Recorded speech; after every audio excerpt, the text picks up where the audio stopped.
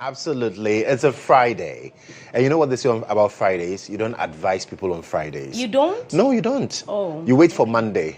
Oh, then you why? give them advice. Fridays, people are easing into the weekend. There is no time to listen to any form of advice whatsoever. Ooh. Yes. So what kind of advice? Like, don't drink alcohol, don't do... Those are things you don't say on Fridays. Oh, okay. You so wait... what are you doing this Friday? Oh, this Friday, after work, today. I'm just going home. I'll just go home. You know me, my life is a triangle. Church, home, office. Is it really? You're all welcome to the show. I'm Serwaa Amihere, and of course, I'm here with Joshua, Kodjo, Mensah, and it's a Friday. Thank God it's Friday. And what we do on Fridays is that we invite you to also be a part of the show, share your thoughts with us, all the raging issues. I guess some people are now saying they need to buy cars from the streets, but then that's another conversation for another day. Let me just serve notice that no Shatta Wale shade will be tolerated while I'm here. I just want you to know.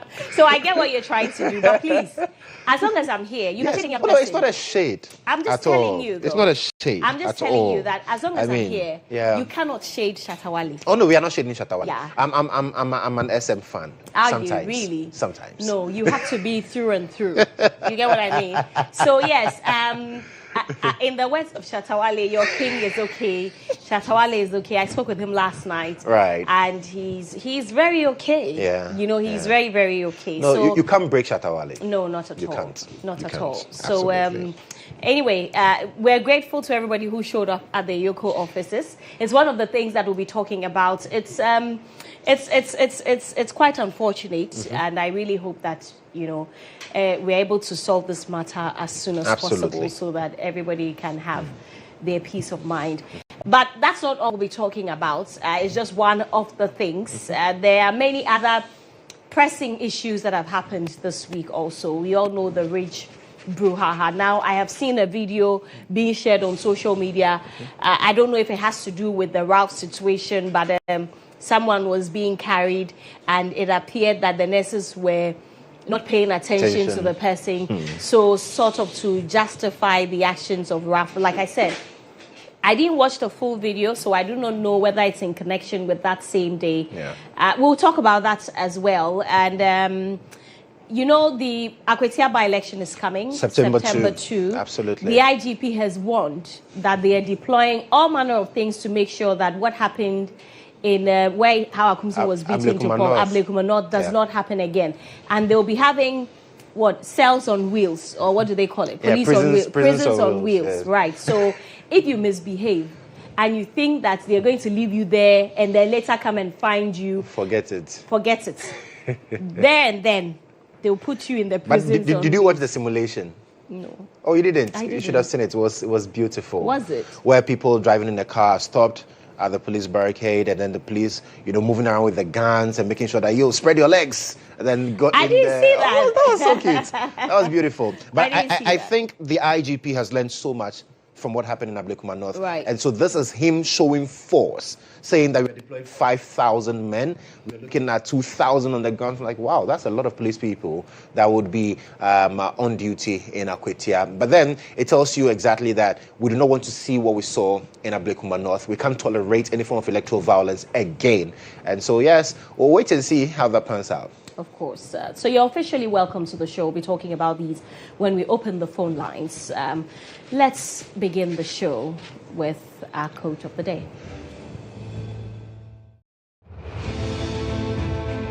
All right, so the quote for this morning is from Warson Shire, who says, document the moments you feel most in love with yourself, self-love. What you're wearing, can we bring it back? Who you're around and what you're doing. Recreate and repeat. And I think with this one, it's good for a Friday. So all the self-love moments, all the moments where you are enjoying yourself, enjoying the things you're wearing, enjoying the people you are around, because at the long run, all you'll be left with are the memories you share with these wonderful people. And so yes, you document your moments a lot.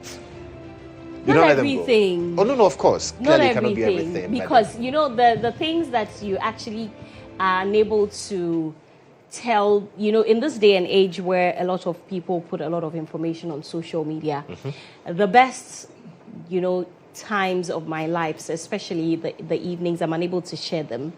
I just keep them to myself and I relive the memories in my head. But you've documented those. Of course, I document. I try to document a lot of things, especially so the people that I love. When I'm with them, we take pictures. The last time I was with you in a party mood, we took pictures. Why did you lie about going somewhere or something? So I don't lie. I'm just asking because you're like that. Me. I mean, you had to just say that as well. But that's the beauty of it. Of what? We sharing beautiful moments and documenting those and putting the pictures are out there. So even that, I haven't even posted it and I'm waiting. Yeah. So I try to document beautiful moments of my life. You should. You should. And I'm sure that you do as well. I see do. You post a lot. Oh, please. I don't know if everybody sees your WhatsApp status. No, I don't post much. But if you take my phone and go to the camera roll, you see. Anyway, let's bring you a wrap of the words for the week. Here is a recap of the words we brought you this week. Hoodwink. Sussed.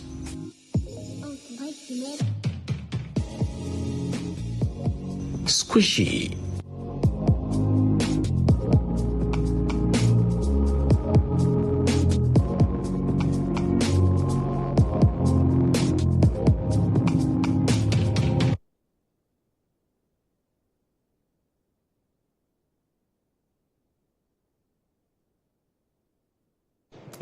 I know Joshua's favorite words. Sassed. No, squishy. Yesterday you made it very clear here.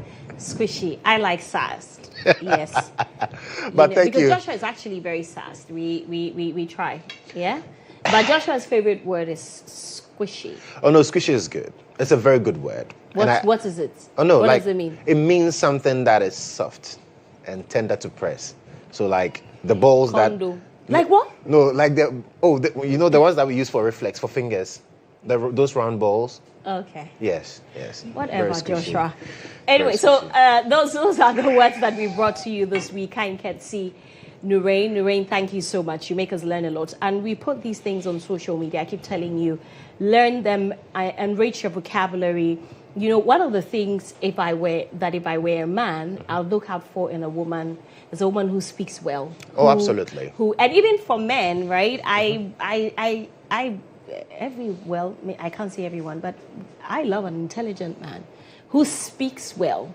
That way, every time we are talking, you're learning something. Oh no! That kind of thing. My people will not be happy. I don't mean it morning. In that technique, like exactly. in that way. Literally, so you can say, "Hey, braha." It's the same thing. It's the same thing. Also, we'll call you in the morning, and instead of saying, "Oh, hey, how are you doing?" Megachi, that kind of. That's just by the way, please. I nearly said pa. I'll tell you a story, right? I'll tell you. I don't know if it's appropriate for TV, but so long as you are not too sure, let's move on with the show. I'll tell you what. So, this story, I must say that I wasn't there. But okay. I was also told. So the best thing who told me is like, then I was like. So a man and a woman were having sex. And then before I'll tell you. Oh goodness. Anyway, that's why I don't advise people on Fridays. Yeah, so I would not advise you on a Friday. But it's a Friday and we are easing into the weekend. So let's bring you the video of the day and lighten the mood as we zoom into the conversations later on.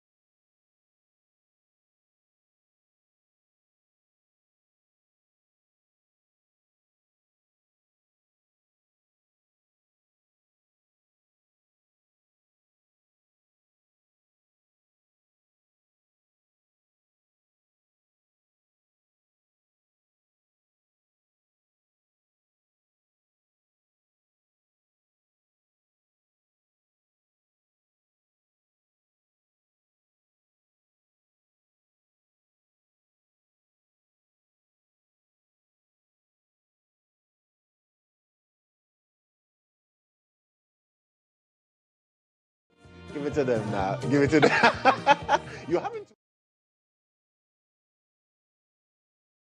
Okay, that's a sweet plus for me. I take that. Well, it's time to talk legal matters, where I am the odd one out. Murtala Inusa has joined us for court today.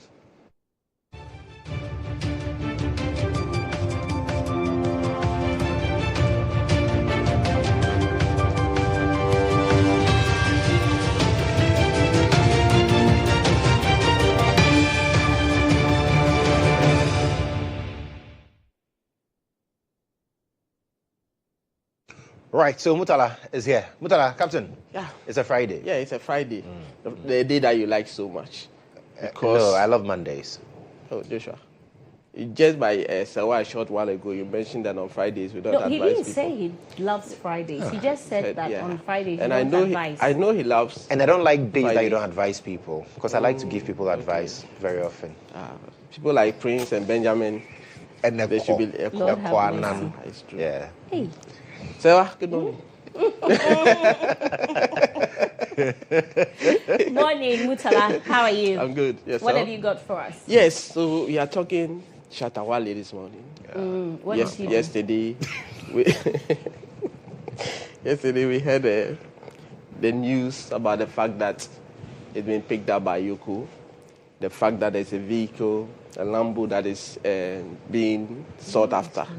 And after all these things, he was granted bail. But the point is that he needs to meet the bail conditions and all of that. And initially we saw 10 million Ghana cedi bail and then some conditions. As time goes on, we realize that bail sum especially has been revised. And this morning, we're here to share with you the message from Shatta Wale himself moments after he was released on bail. Shatta is safe, your king is safe, WANDON is safe, and I just want to say a big thank you for supporting, and for being around me in times like this, because I needed you guys, the most, because you guys are the ones that hold me down.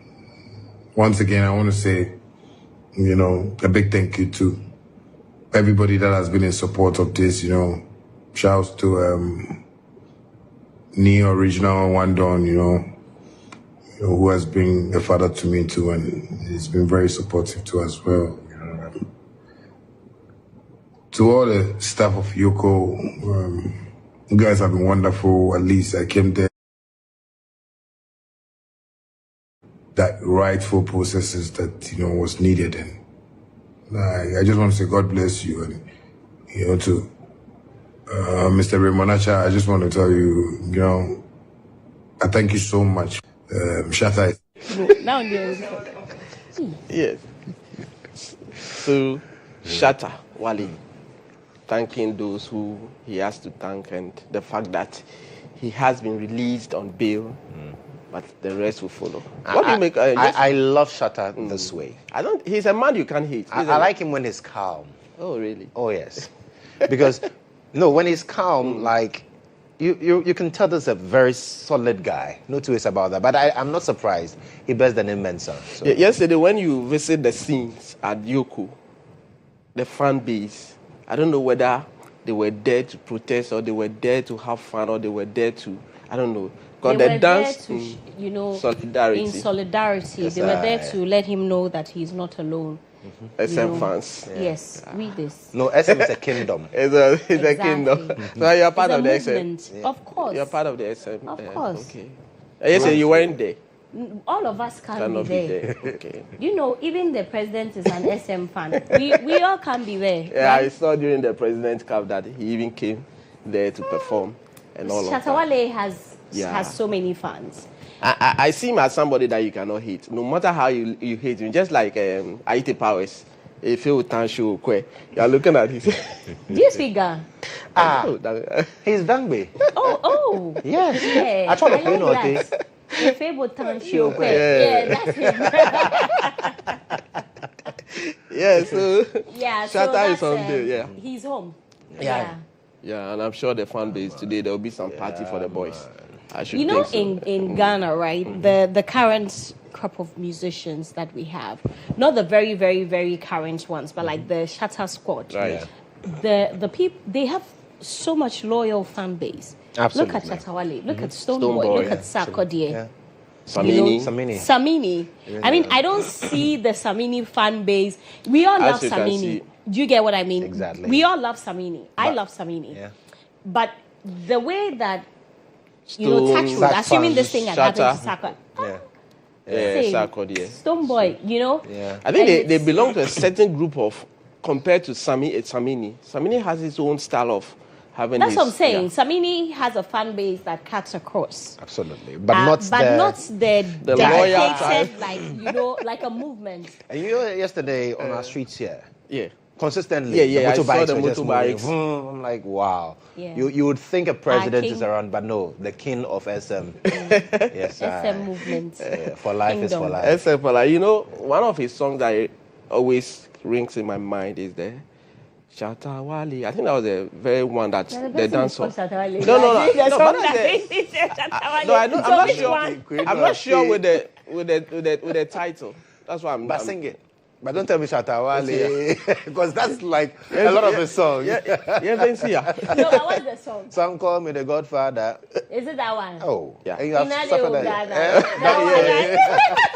So that's okay. Banini, play that song. Play that song. No, I enjoy that song. Are you an SM fan?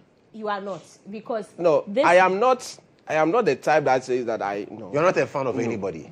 I'm not a fan of anybody. But when your songs attract or find favor with me, I enjoy it. In a favor about me, yeah.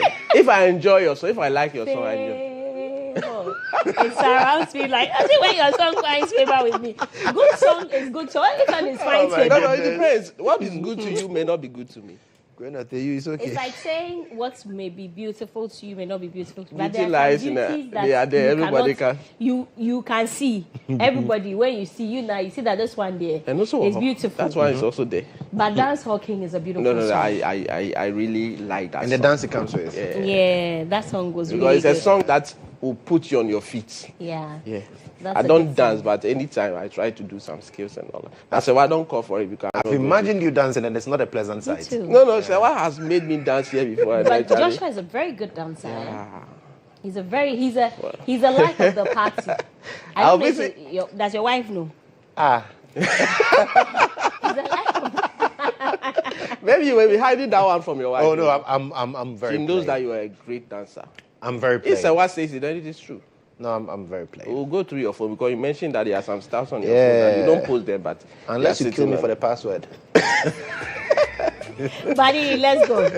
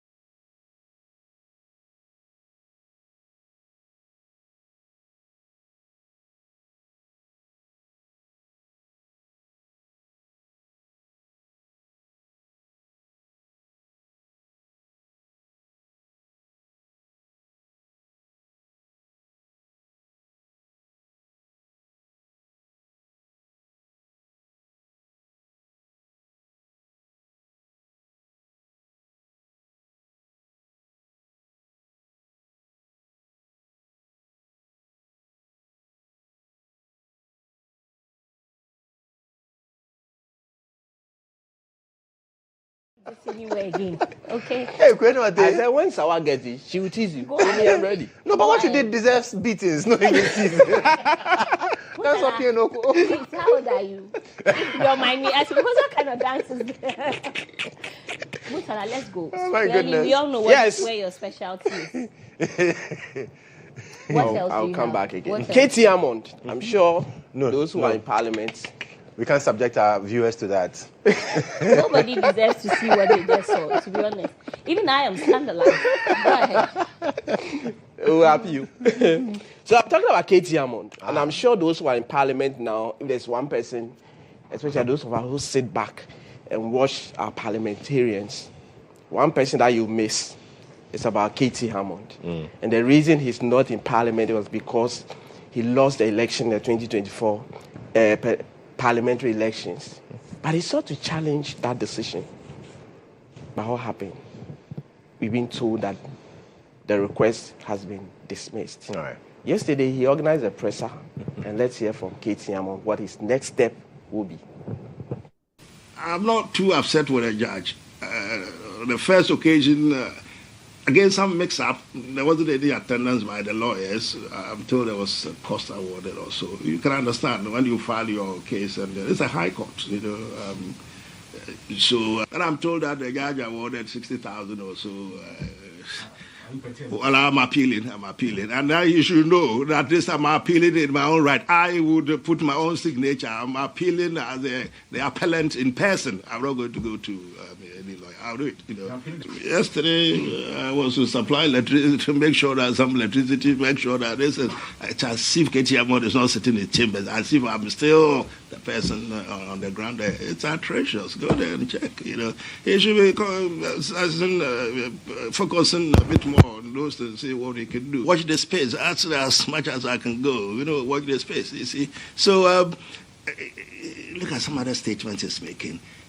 People are fed up with what?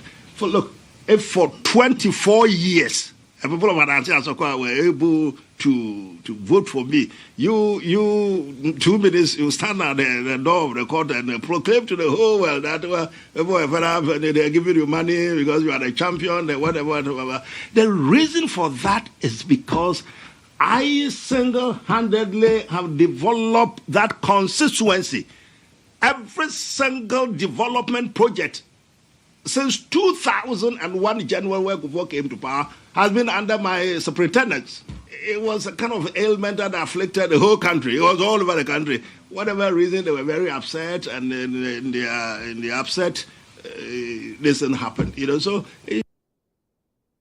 So, Katie Hammond, he says that, look, I am going to appeal against that decision. But Joshua said, well, have you missed him in our parliament? Of course. I mean, we miss the jokes, you know. Oh, I mean, it's an interesting character. Yes. One other person that, you know, I believe that media men and women miss is ABA. You get the bite you want. Yeah. Exactly, and it was always a delight listening to him. So yeah, those maybe there are some other people, but immediately these come to mind. So he's finding his way back into Parliament. If I miss him and his constituents don't want him there. He says they are calling. They are saying, he said, we've missed you. If you were here, things would have been different. We regret voting for the NDC. But that's what the man is saying. That his constituents say they regret. So maybe 2028. Unfortunately, they have to wait, or he has to wait. No, he says he's appealing. And I'm saying that, okay, he's appealing in his own right. So that decision is not dead yet. But he also made the point that, you know, you have 21 days after the election within which to file a process. And he said that they file after that. So then, what's the...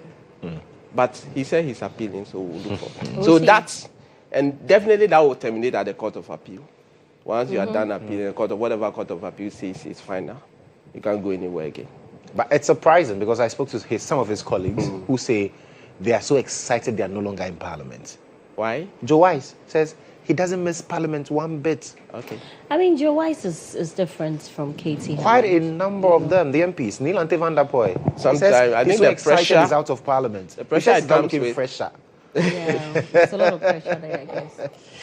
Okay. Yes. Yesterday there was a conversation that we started.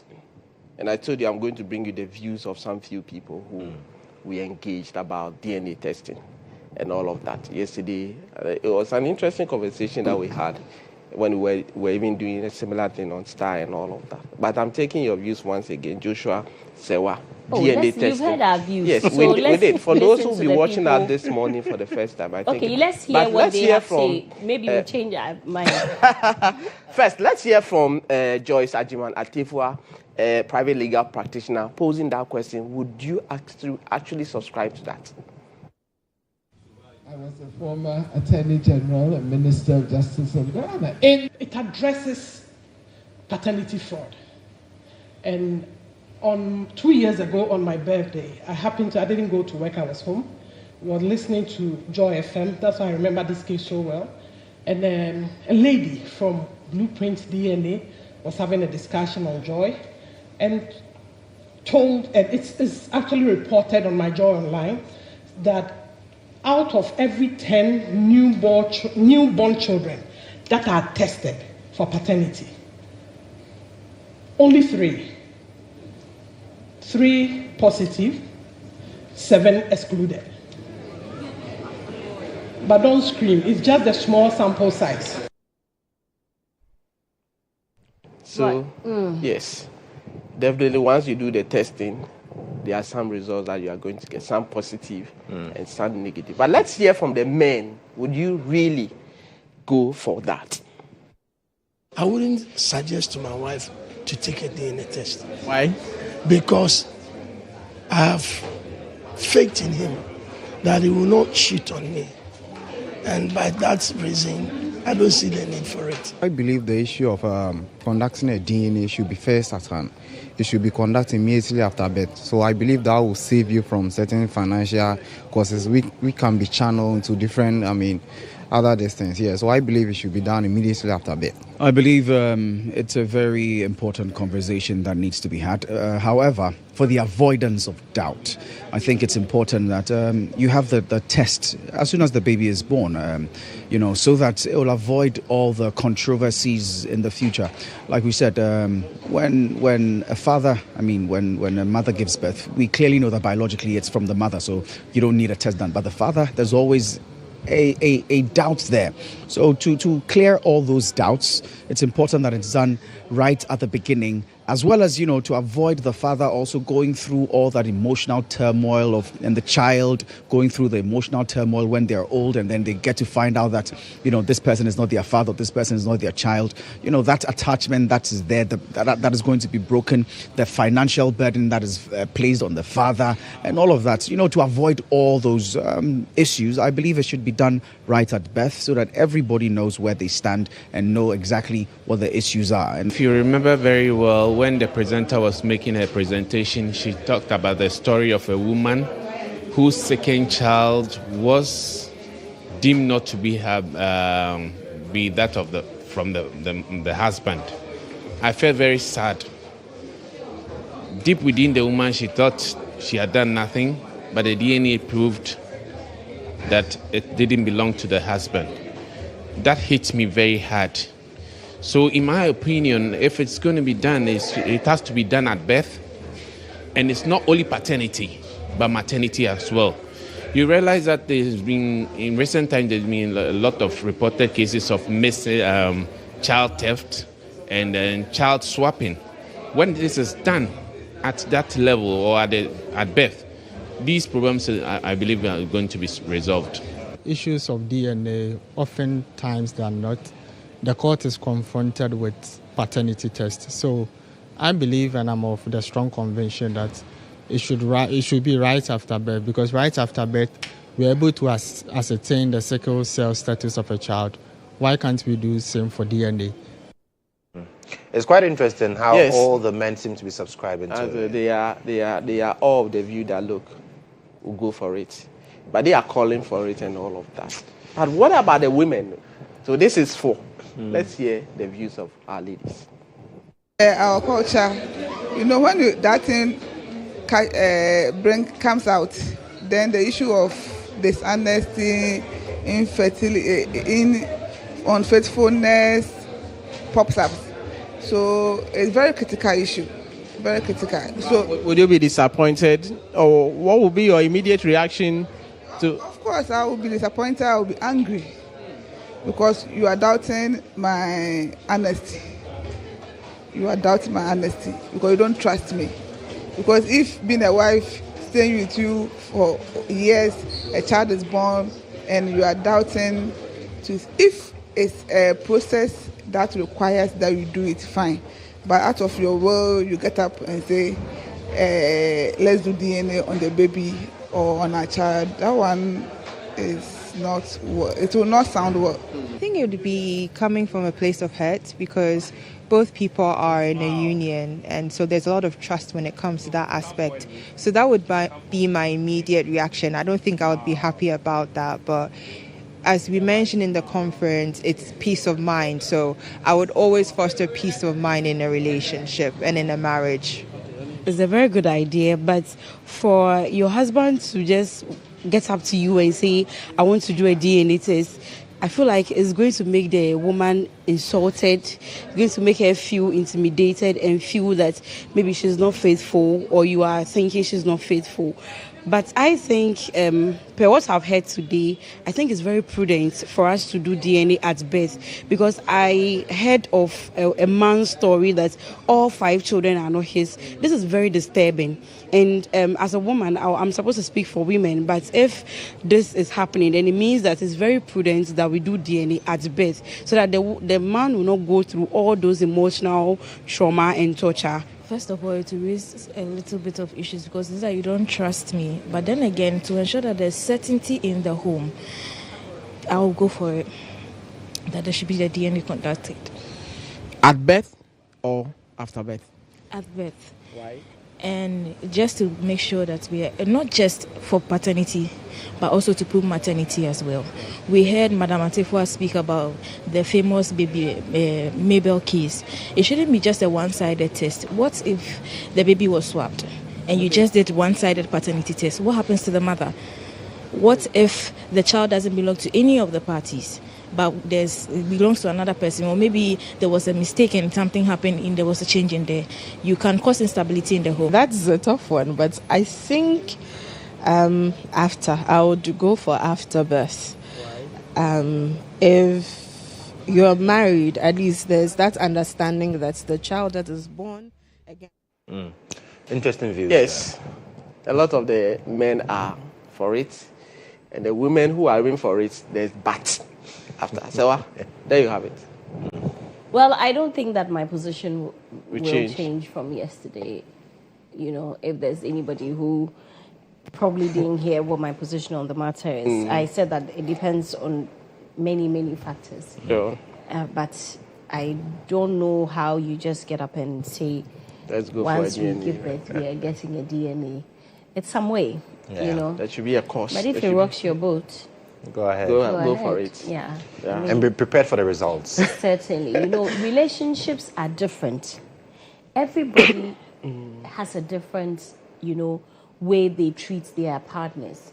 So I am not a fan of comparing my business and my relationship or what's happening in my life to another person. You may be wrong, yeah. You would always get it wrong. So you study the situation and then make an informed decision that will benefit both of you. If you think under the circumstances you need a DNA, why not get a DNA?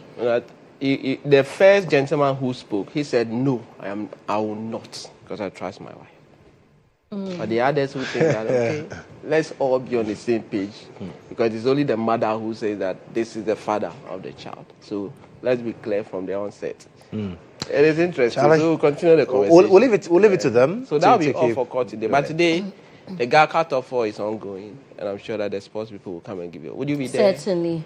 Kotoko. Opportunity for them to redeem themselves. We will. Phobia. Opportunity for them to add more. Hey, I know what happened to you. Thank you very much for bringing us today. Inside Out is next.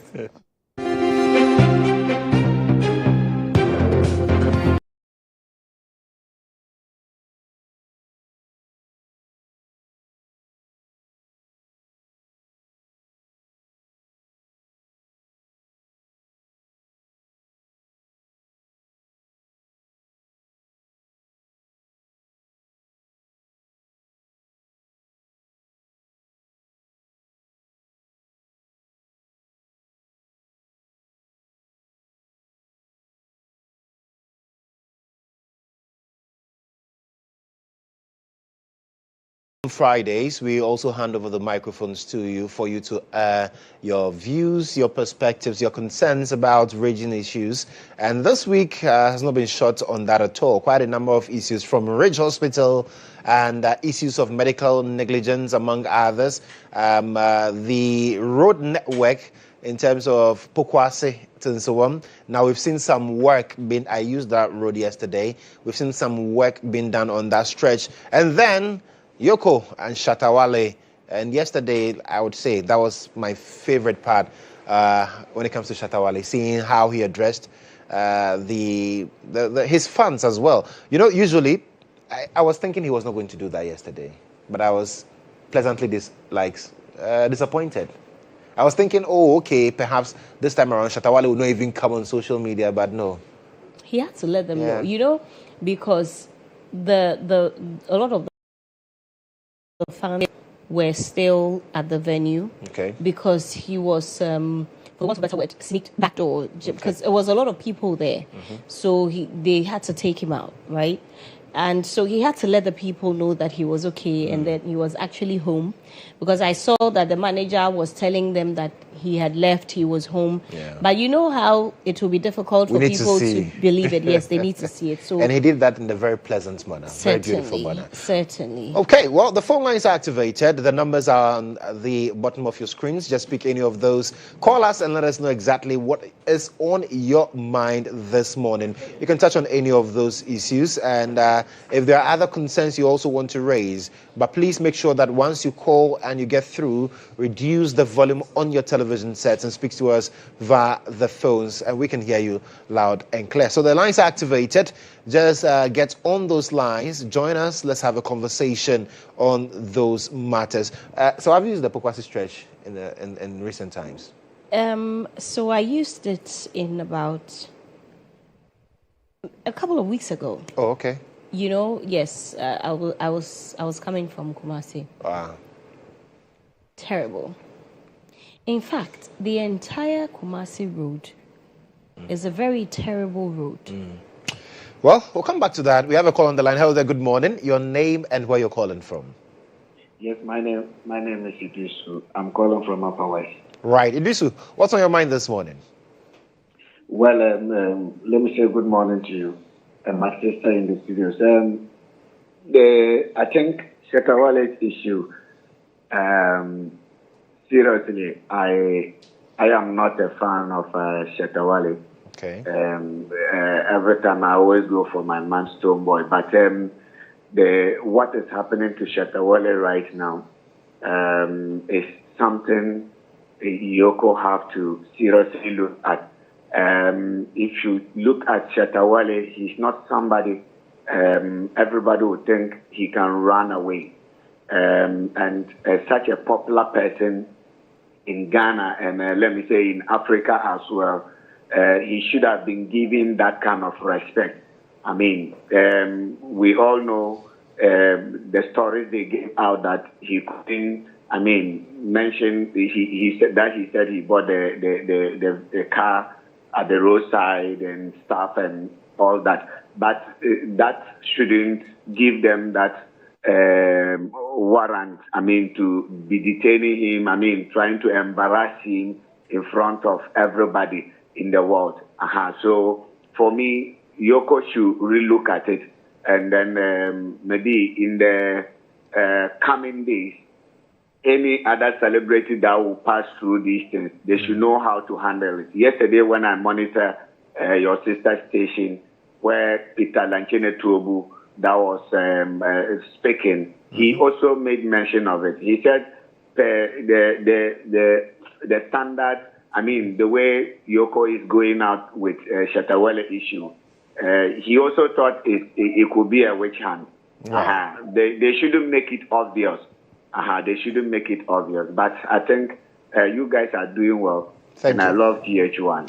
Thank you, Idrisu. Thank you so much, and keep watching us from wherever you are. We have another call on the line.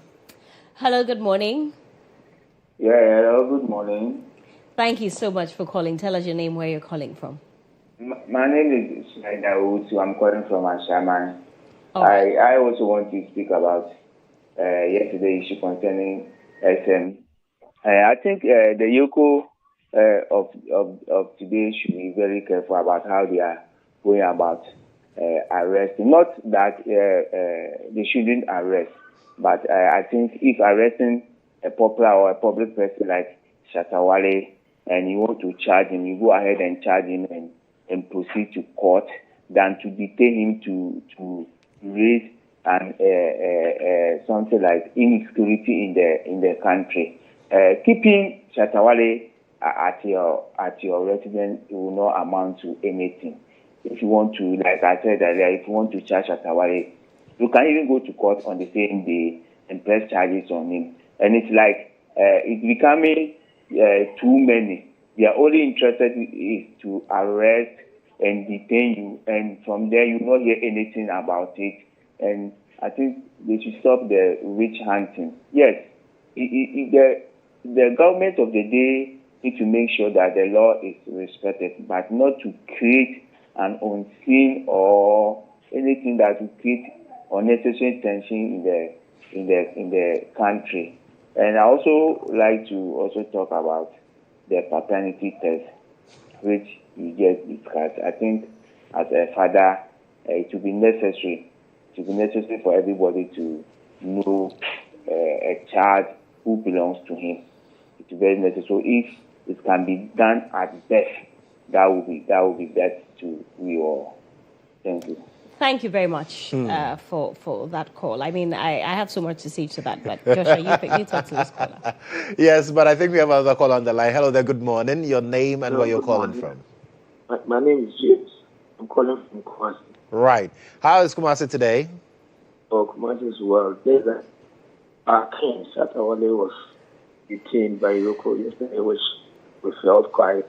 What I want to say in respect of Shatta Wale's situation is I'm much concerned about the bail condition.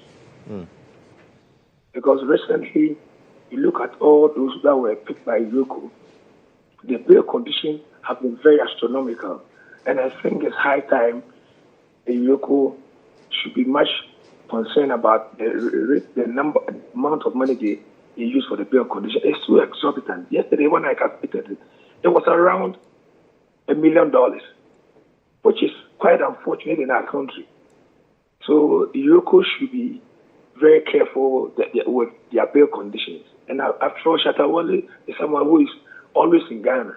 He will not run away. At least I think that he should have done it in a much better way. Because when you look at the number of people who thronged to the Yoko's office yesterday, you could see that Shatta Wale is really the king of dancehall in Ghana and even the rest of Africa. So such people, they should know how to handle their situation. And the last one I want to talk about is the DNA. I think it is very prudent that such things are done after birth. Because when I hear the incidence of people giving birth, let's look at that situation. Unfortunately, we lost our caller from Kumasi. But I'm sure his point is well made in terms of what he wants to articulate. But the good news is that the king is home. The king is home, and so yes. But with the DNA, quite a lot of varied opinions on that as well. And like Serwaa said earlier, I also have a lot of things to say about that. I mean, well, it all borders on the issue of trust. Yes, but I have another call on the line. Hello there, good morning. Yeah, good morning. Sir, your name and where you're calling from? Yeah, my name is Bernard. I'm calling from New Aberdeen. Okay, what's on your mind, sir? Yeah, I have a few things to say. But first, I just want to say good morning to Serwaa. Serwaa, it's been a long time we saw you on screen, so welcome back. Thank you very much. Happy to Yeah, and then back to Shatta Wale's issue. You know, a lot of people have been hearing the comments, reading the comments on social media, and a lot of people are saying we should handle Shatta Wale's issue in a different way. You know, I don't know if these people have read the SOPs. This guy even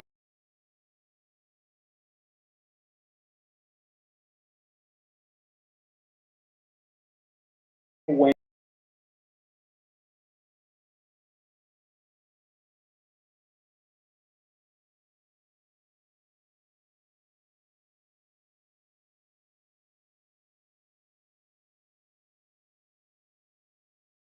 out the law, they ought to be dealt with, so that it serves as a deterrent to even we ordinary people.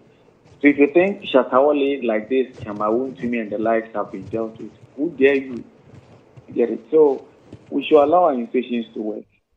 And then we'll have, when President Mahama promised to reset the country, what were they thinking?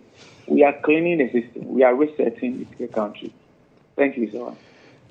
Thank you, too. That will be it for Inside Out. Thank you. Stay with us. And his knowledge of the fund's origin.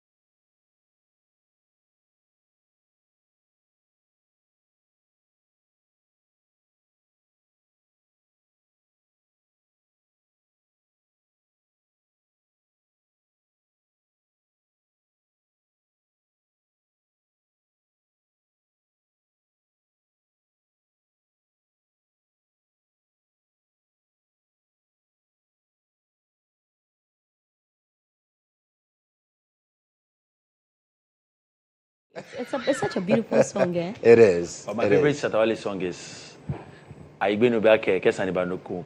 Ayo. The things we'll see on this show, the things we'll hear on this show. Yeah. Ayo. It's simple. No, you need to add it. Like, did you have to? I been back Kesani Bamuku. Ayo. Bowie, what is Bowie? I don't worry. If you understand, you understand. From Hodome. Yes. Jones ADZI, he's outside, and today he's bringing us the latest in the world of sports.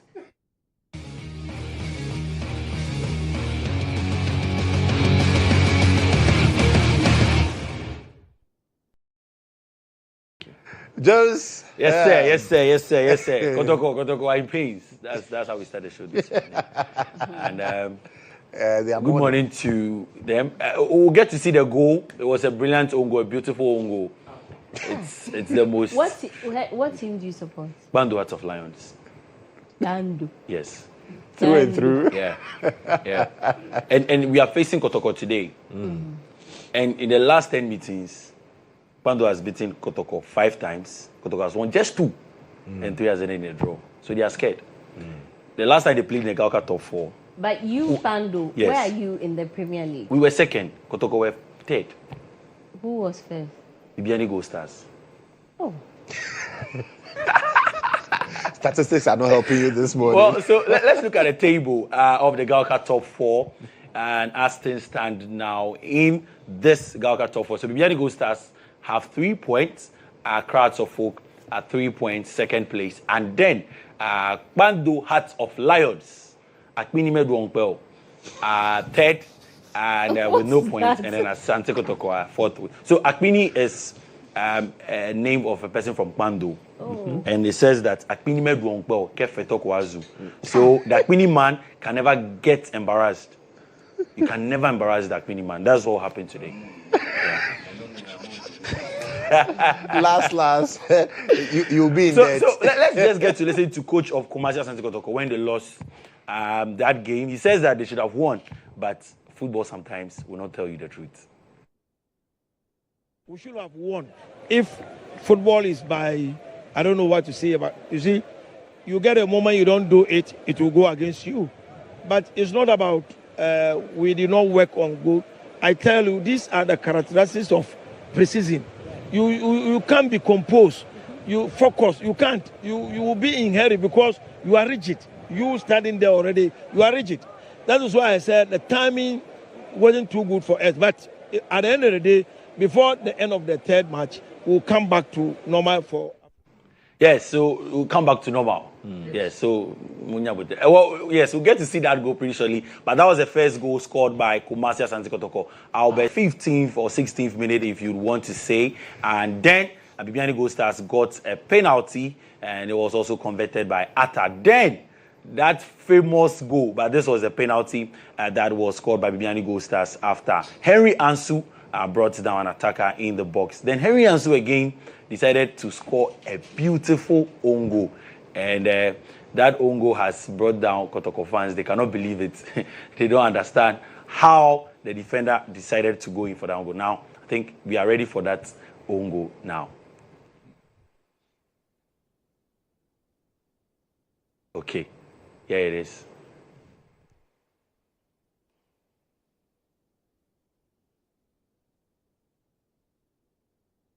Goes one down to Kodjo, set, back to Henry Ansu.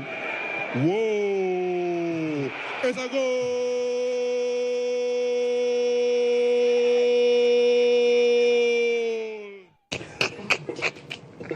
Yeah. A typical Mankani. Look at the keeper too. No, so No, you the know, keeper was unaware. No, so the loss of the game when your defender. He didn't even look back.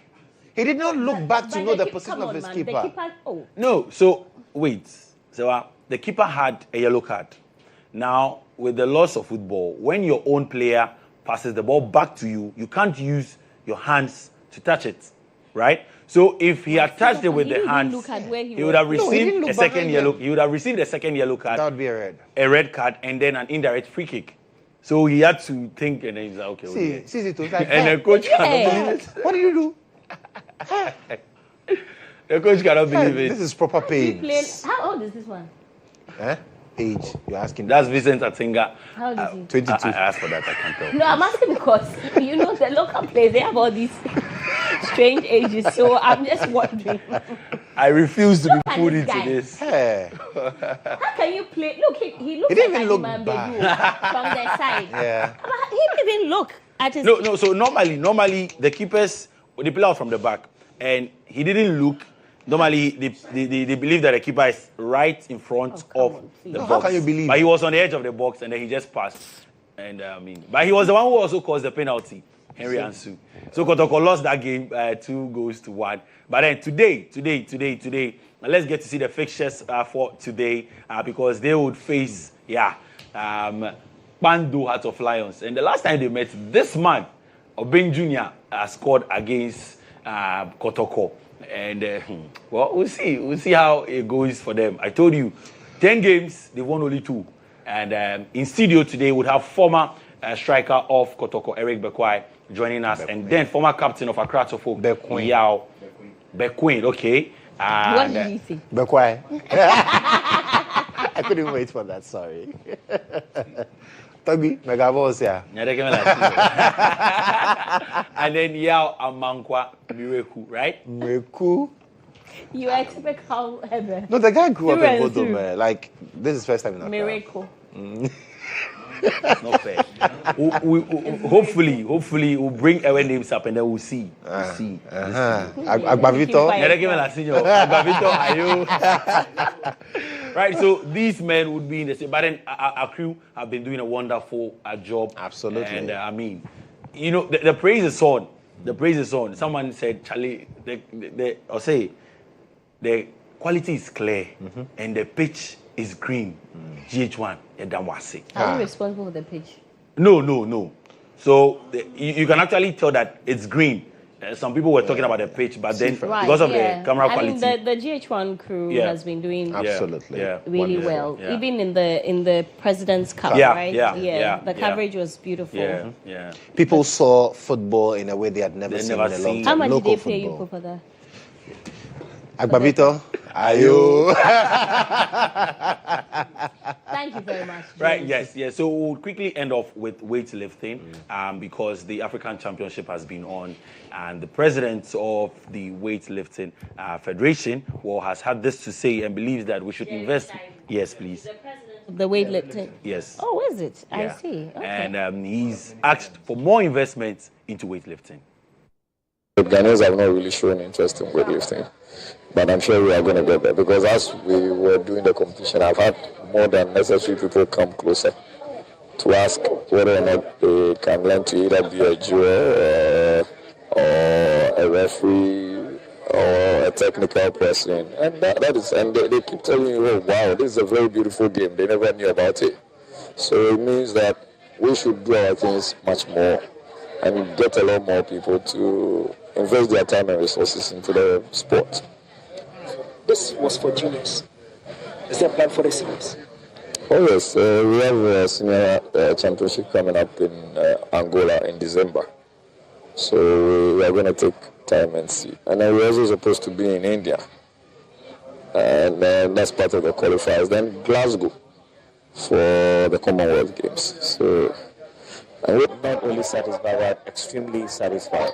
If you care to know, most of the young weightlifters you saw had only been doing weightlifting for just about 4 months, and for them to come up with such display, that is really, especially Amu. I mean, I was amazed. And if you're competing against one of the best countries in Africa, and for you to get gold, that is extremely amazing. And I think that weightlifting has a long way, or has a good days ahead, especially being a sport or one of the 5 sports that has constantly been at the Olympics in the last 3 Olympics. I think that there's a lot going to happen at weightlifting. The only thing we need to do is to consistently keep these young boys and girls in as many competitions. So Ben Nunu Mensah, and then of course Jerry Amechai, president, and a former president of Ghana Olympics Committee. They were at the closing ceremony. The Ghana did very well. We got some bronze medals and some gold medals at the African Championship. There. Well, before I go, Ni Manche Thompson says he loves the show because of Serwaa. So please, Serwaa is back, as you can see. Good morning to you, Tema Community 2 or something. Yeah, that's a bit brave. Hey, right, 3 p.m. What's he called again? Ni Manche Thompson. Yes. Okay.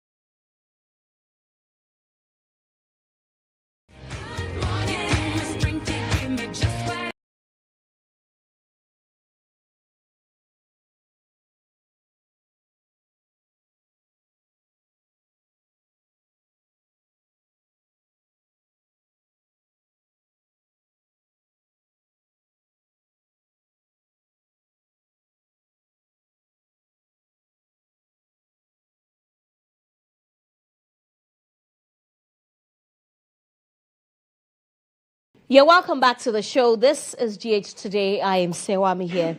It's time for the weekend review, as I like to call it every Friday. I haven't been in this seat on a Friday for a very long time, so I'm actually happy to be here.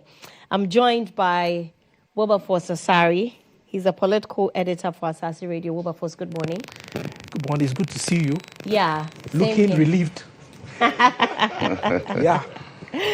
Audu Mahama is the managing editor for the Custodian newspaper. Audu, good morning. Good morning, Serwaa. It's been a while. Long time. Yes.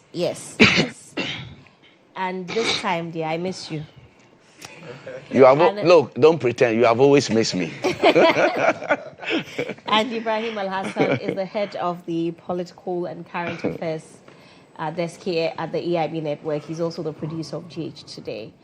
You're all welcome to the show, gentlemen. Thank you. Okay, so a lot has happened this week. I resumed work this week yesterday, but I have been monitoring and a lot has happened. We'll start off with the Ridge problems from the hospital. But before we get into all of that, Audu, a very good friend to all of us in the station, went into an election, the Primpag election. And I'm very sad to hear that he did not win. You know, I was really looking forward to brag with that. But for good reasons. I mean, let's Audu, we're all proud of you. Well done. Yes. You go again. I think you should go again. We'll see what God will tell me. You know the exit comment after the election? I was there from start to end. Yes. The exit comment is that the best candidate did not win. Of course. Audu would have been the best person. I decided that I was going to contest this election just a month to opening of nomination. So I decided I will not be on this show so that eyes will not be on me. Apparently, I didn't know that eyes were on me long time. But eyes have always been on you because you are very stubborn. I think this showed in the election. You know, so I went will you change? No, that is me. I went into the election knowing that people loved me.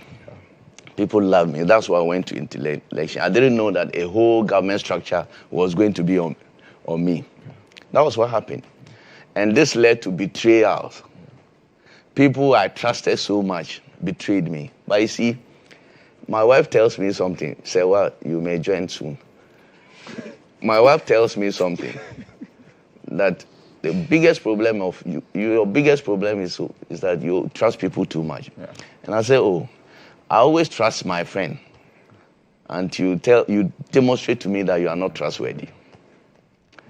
So that was what happened. But anything that I seek and I don't get, I think that it's always good for me in my life. So I give thanks to God, and I wish all my friends who supported me. In fact, I have very good loyal friends who supported me. That's what I even did what I did. Yeah. In fact, after the election, a lot of them called me to say, Audu, you did so well. We didn't even, what went into the election, we didn't even expect you to get those votes. Yeah. The whole government structure on you. And whom am I? A poor journalist. Yeah. Thinking that this was just a small election about private newspapers and online publishers. But it went well. We'll live to fight another day. I don't know whether I'll be fighting this same cause or a different. Probably a bigger one. A bigger one. God may give me a better opportunity. Yes, so certainly. I thank all those who have made it possible for me. Well done. Thank you. Does anyone have anything to say? No, just to say that DJ, here we come. It's a bigger battle, right? Yeah. So we'll go for DJ presidency. Yeah. GHOne has his final term, right? Yeah. You can only do 2 terms. So, yeah, I think. But I agree with him on the score that when you're seeking for something and God doesn't give it to you, many a times it's in your interest that he doesn't give it to you. Yes. There could be much more blessing in he saying no to you than you can imagine. It has always happened to me. Yes. So keep on pushing on. I wish you all the best. You fought a good fight. 34 votes. Yes. That's no mean of an achievement. 120 people. And yeah, did well. Even though I didn't perform well. No, but still, deciding to contest. Knowing the circumstances. Exactly. Well done. Anyway, Wilberforce want to say something quickly? Oh, I mean, I would do. He was there. He was I was there there throughout. and you know that I'm his confidant. Yes. Yes. So we are excited about the exit comments, and everybody. What it is that whoever the Tamakulu who won has a responsibility to consult Audu if they want to move Primpak forward. The first important point is that Primpak must get a befitting office. Yeah. And Primpak must be more pronounced because Primpak is about newspaper publishers. Newspaper publications are under threat because of social media, digital media, and what have you. So there's the need for a new approach to newspaper work in our country. And that is what we sought to support Audu to do for Primpak. I am joining Primpak. After this, I'm joining Primpak in the coming week. I think we might all have to join. In the coming week, I'm joining Primpak. Yes. And that is all because we want to make sure that the ideas we wanted to support Audu with, irrespective of the fact that he didn't win, we can still use it to push the agenda. So that's what we are looking at doing. And we are not looking at staying off and saying that you won, be on your own. No. So it behoves on the Tamaklo to spread his wings. The GHOne president is doing that. He's going all out. And I think that Primpak should do the same. And to be fair, I think I was about to call him, I think on Wednesday to congratulate him officially. But he called me that I should support him. We need to work together and all that. So it's fair. After election, you move on.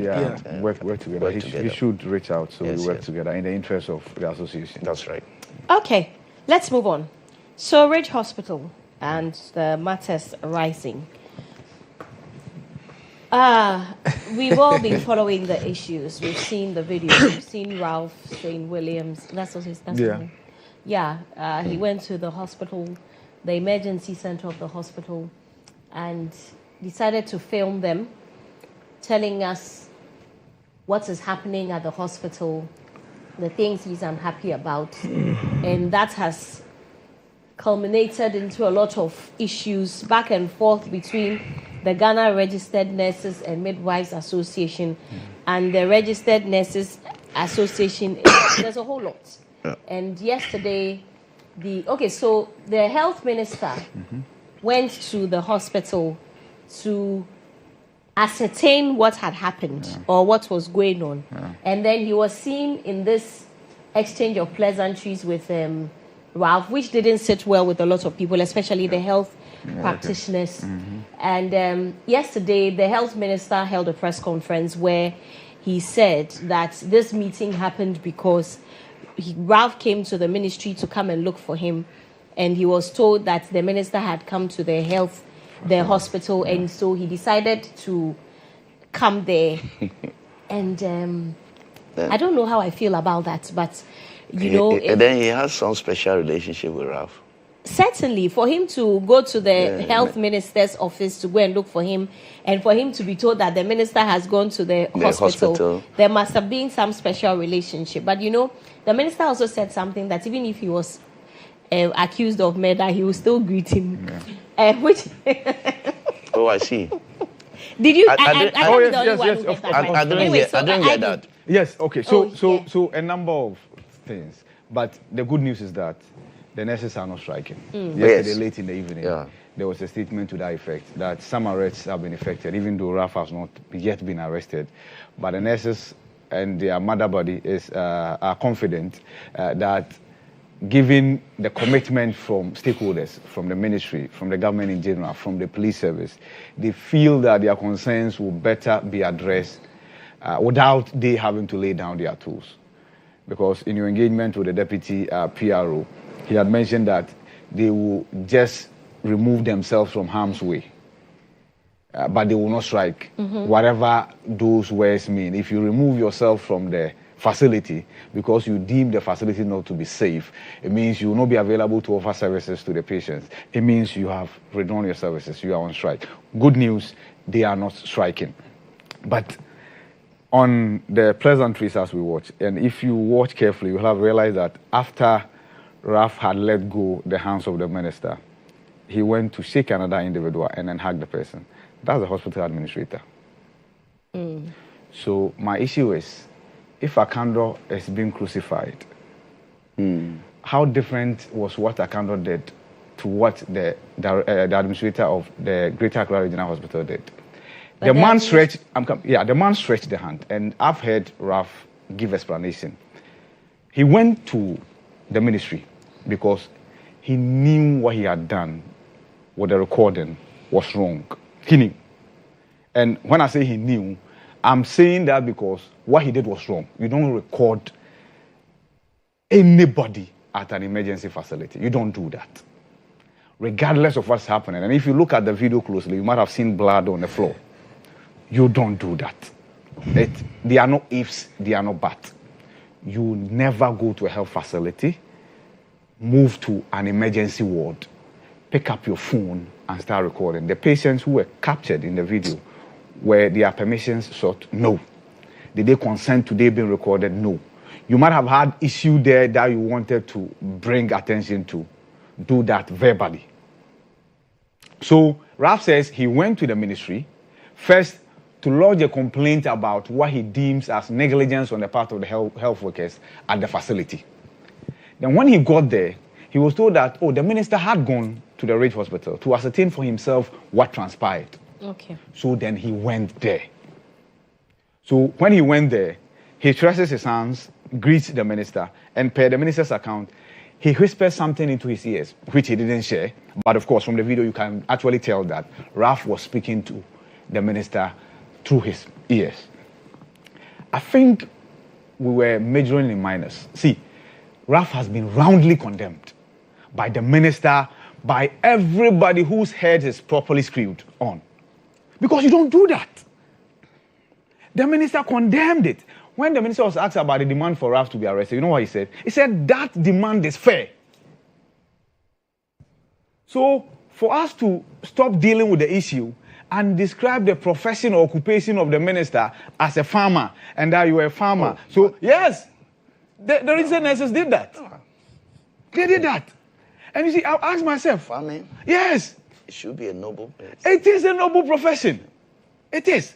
So the point I'm making is that, yes, in the scheme of things, we needed somebody to blame. But I think we were backing at the wrong tree. Blame the wrong person. Yes. And the man had instituted an inquiry. He had set up a committee to investigate. So let's assume that Ralph was even guilty. And we have sat here and we have condemned. Don't you think the minister should wait for the outcome of the committee that he set up? The investigations? Because we have seen a CCTV footage, and yesterday we delved into it here. That attack in parentheses will not dislocate anybody's arm. That we can say conclusively. But the minister says he's reviewing other footages. It means there are more.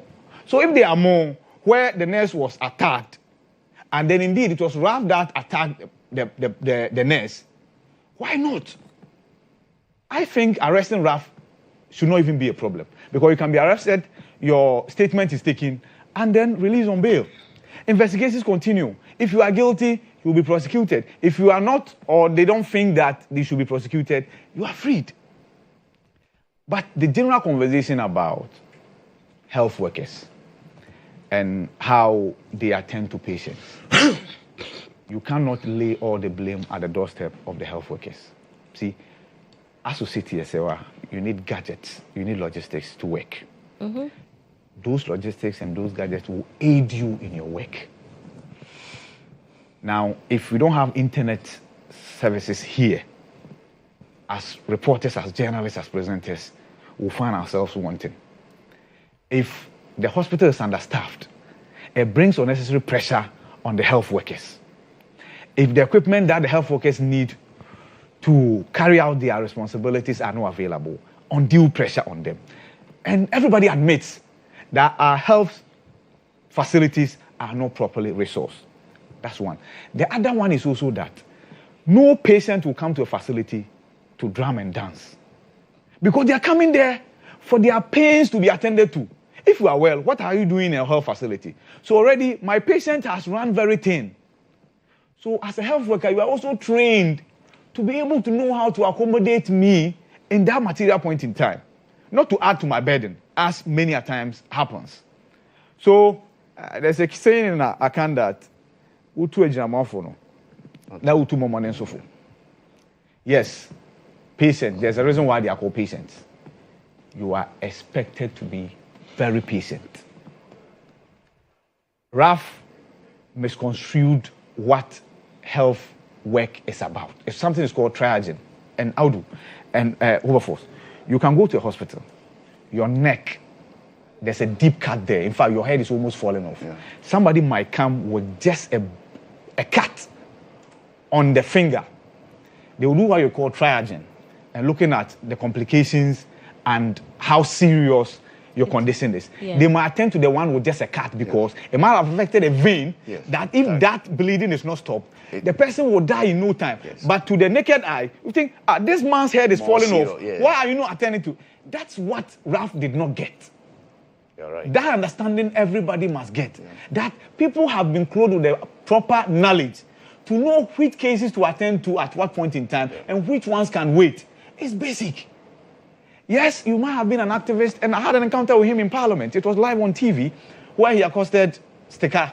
Right. So I was in the middle of an interview with Stika, and then he came in. The same Ralph. Oh yes, yeah, of course. He went to that video. Yeah, it went viral. I remember the Democracy Hub one. Okay, there was also one at the site for the cathedral. He was the one. He was the one who led the charges to film and then swim there. So he's been doing this. I'm not saying that roundly whatever he's doing is wrong. But in this case, in a health facility, you don't do that. There are many ways of bringing attention to whatever that you felt was wrong, rather than picking up your phone and recording. See, the people who were recorded, they can actually sue and demand damages. Yeah. Because that was without their consent. Yeah. So let's all hold our fire. The personal attacks, seeking to throw the minister under the bus at the least opportunity. And I've noted that. I think the calls on Dr. Tenkran Chum to exercise restraint will be in order. Moving forward, when you are a union leader, it's not just about choboi. It's about tact. Audu. Yes. The guy's name is Ralph St. Williams. Yes. I don't know who gave him the saint, but he doesn't behave like a saint at all. This is why they won't vote for you. Oh, yes. Oh, Serwaa, this is why they will not vote for me. But truth must be told. Yes. These people, they are truth stands. They're vandals. Yeah. They are a group of vandals. They do a lot of vandalism. Look, he doesn't behave like a saint. This is the same Ralph. When they went on demonstration, he took his sick person to Rich Hospital. We told he knocked somebody with a motorbike. He knocked somebody with a motorbike. Okay. And he himself got injured in the process. That's fine. Yeah. So he wanted to be killed. Yeah. This is the same Ralph guy when they went on demonstration in the previous administration. When they blocked the road and people were coming with their sick people to the hospital, they were around the 37 hospital, and you have to pass through that road. You get to 37 military hospital, then you come to Rich Hospital, and even go to other hospitals. You know what he said? When people were complaining that, look, we are carrying sick people to the hospital, he said there are so many idiots, fools in this country, a few of them die. The word was animals. Animals. So Ghanaians are animals. He said there are so many animals in this country. Who made those yes. Oh, okay. So many animals in this country who purport to be human beings. And therefore, if many of them died, there was nothing wrong. If one of them He didn't even say one. He said it's a biwu and eden. A biwu and eden. Today, those people, probably some actually died because you blocked the road. They didn't get to the hospital. You had the opportunity to get to the hospital because nobody blocked your road. You got there and you decide that the health workers were not attending to you and your patient. Therefore, you decided to manhandle a nurse. And you want me to sit here and say that he's a saint? The person who gave the name to him, he has embarrassed that person. I don't know whether he added it to himself, to the name to himself, or the parents gave it to him. You see, karma is very real. Whatever you do today, tomorrow may come against you. And this Ralph guy, this is just a small thing he has seen. He hasn't seen anything yet. He has not seen anything yet. This one, he has attacked somebody. He will probably think that he's gone scot-free. But karma is very real. What he did to some people will be done to him. The fullest of time. Look, the minister, I've seen a lot of people attacking the minister for just hugging Ralph. Look, I don't think people are fair to him, to the minister. Even to describe him as a mere farmer. And you cannot describe somebody who is doing commercial, serious farming as a mere farmer. If I want to go into farming, farming should be a noble profession. That somebody is into farming, feeding all of us. You can't describe that person as a mere farmer. But me, I have nothing much to say. There's to say that this Ralph guy, he has not seen anything yet. Karma will get him real. And you see, when people say, you say that karma is real, then God is a just God. God is a just God. And that justice will be done. The people he prevented from getting to the hospital, one day, he himself, if he doesn't take time, if he doesn't pray, somebody will prevent himself from getting to the hospital. I rest my case. What about force? So, Serwaa, it's not easy to criticize your own.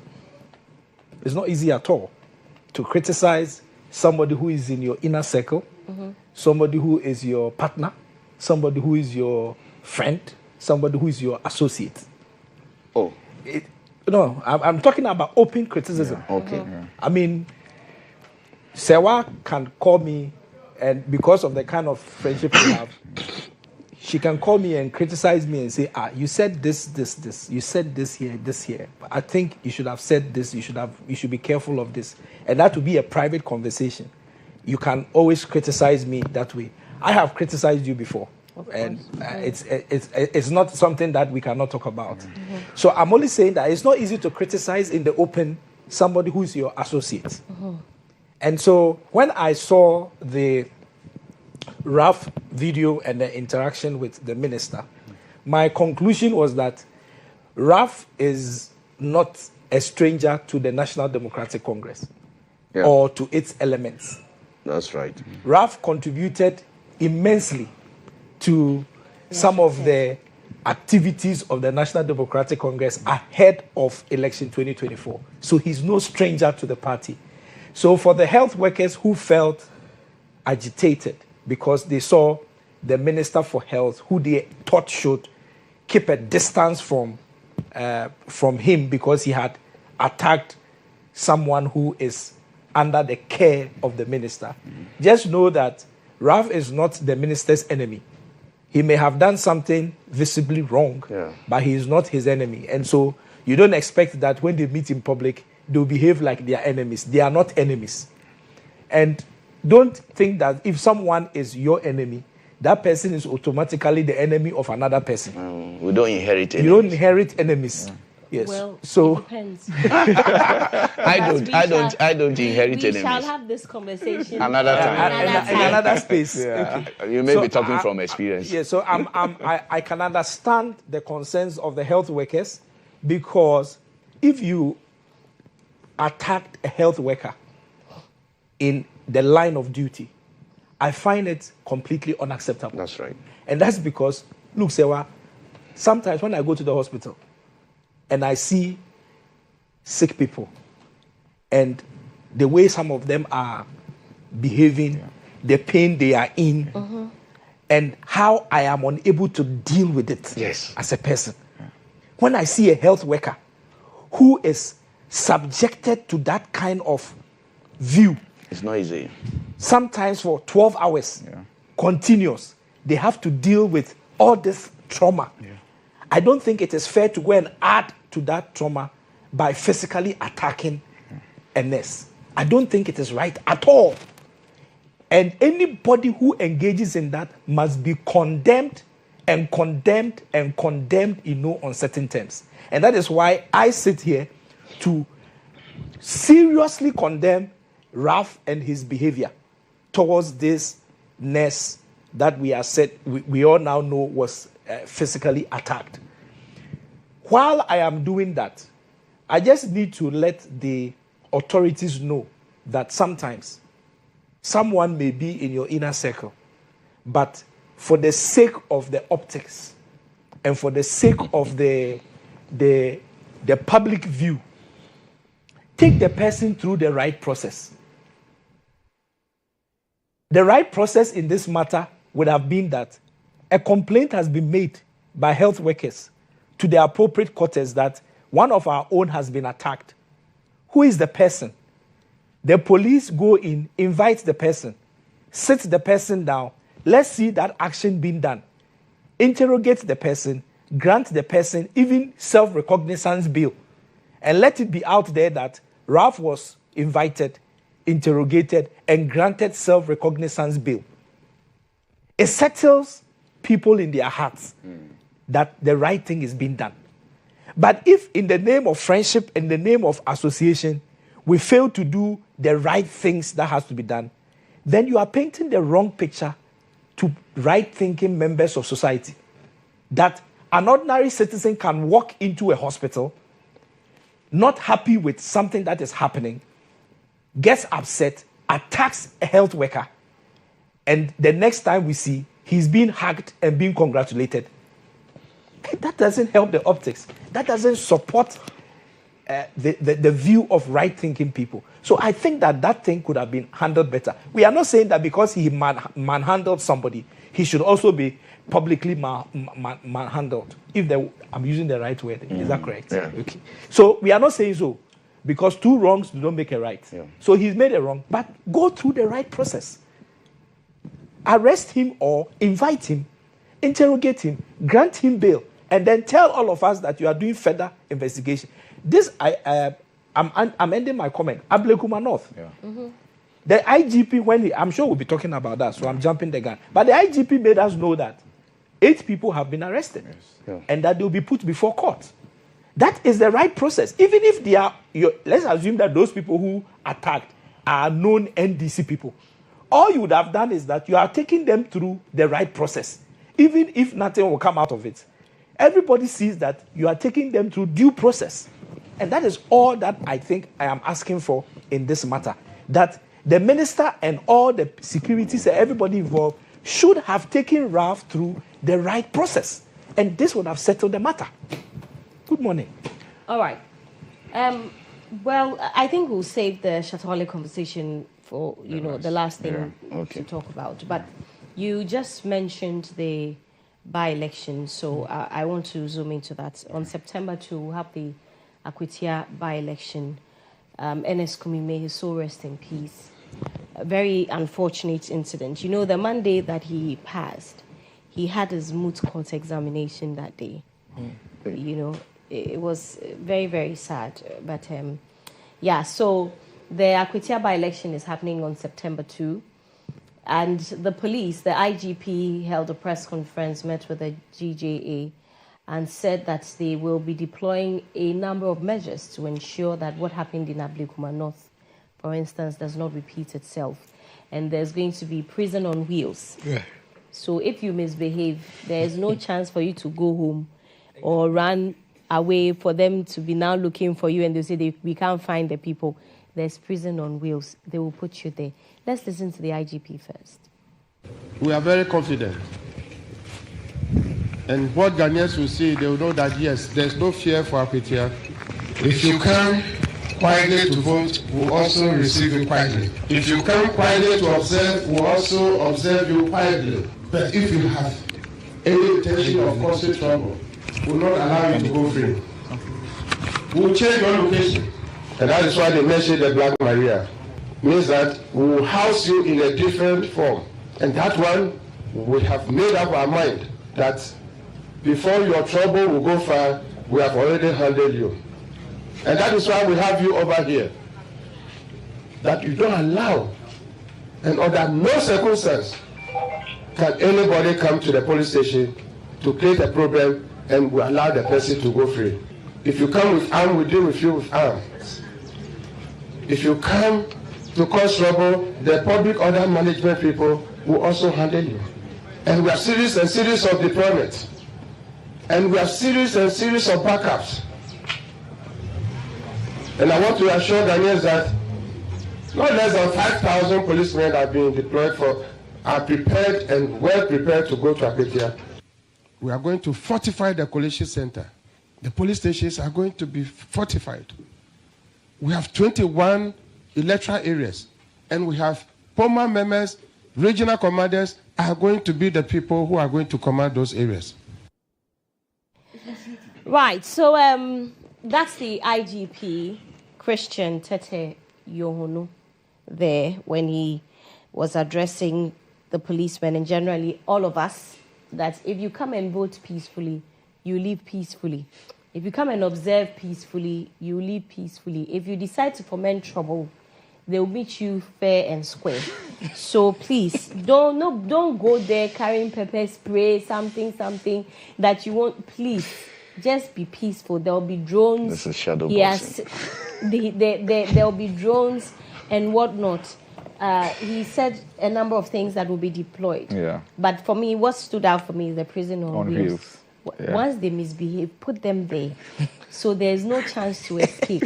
And at this stage of our democracy, of our lives, it's very shameful that we have to beat up people.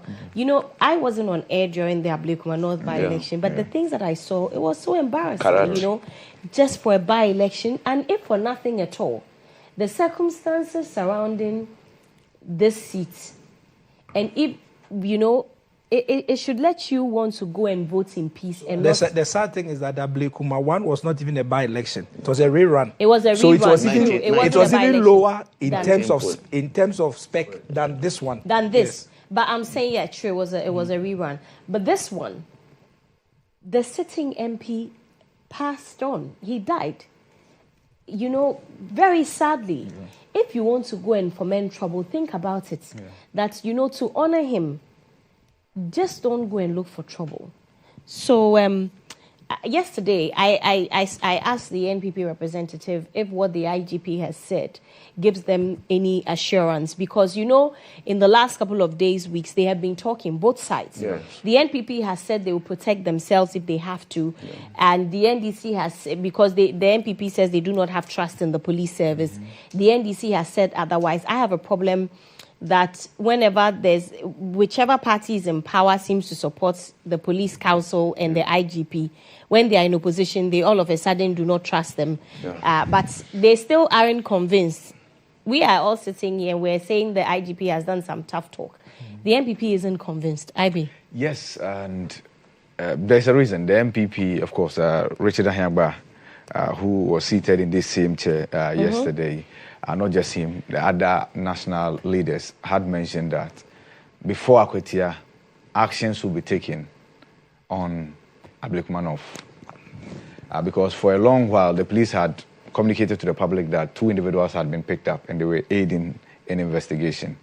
Until the IGP went before GHOne and disclosed that indeed that number had gone up to 8 and that they were putting them before court. Many people did not know. So if what the MPP demanded is anything to go by, action on Ablekuma North, then I think the action will be the 8 individuals who are currently before the court. Unless the demand is that it should be many more than the 8. Because like Richard Ahiyagba said, there were videos.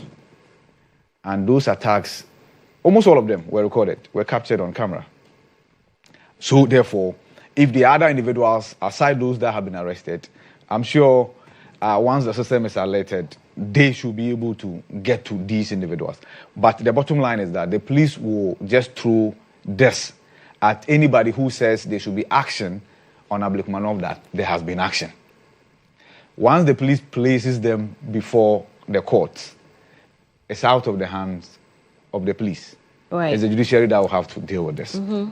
Now, yes, I agree with you. And then to come to where you started, and that is the fact that we are talking about Akwetia because NSC Alkumi died. And for this show especially, we've been taking some hard-hitting blows in the past few months, and it's been very difficult because NSC Akumi is somebody that we can comfortably describe as a friend to this particular show. Sometimes seated in the chair that Wilberforce occupies. Murtala Mohammed Ibrahim, doctor, the late, same.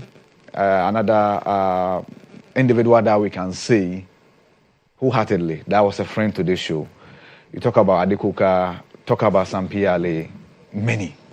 And so, yes, it will be very, very, very, very disheartening for us to record anything untoward when we are seeking to get their replacement. So, yes, the IGP has spoken tough. Prison on wheels, like Wache on wheels. I didn't know that the police service had prison on wheel until he spoke. Oh, they do. Yes, I didn't know that they had mobile prisons. They do. That they could move. They could move. That they have a car that can carry a container. Has a structure that can hold you as a cell. I maybe the ones that they use in transporting people to. Because that's what he's talking about. That would be a makeshift. That would be a makeshift prison. Yeah, so that's what I suspect. That blue those are the ones. Just like you see in the movies. Oh, okay. Those are the ones. I get you there. They'll put you there. So they will have the vehicles and everything. that, once you are arrested, you'll be put in there. Yes. Right. Of course. There's no air condition. That's good to know. Yes. That's good to know. And that should be a caution to all of us. We all be going to Akwatia. That should be a caution to all of us. And he mentions that we, the journalists, he will personally protect us. So that's reassuring.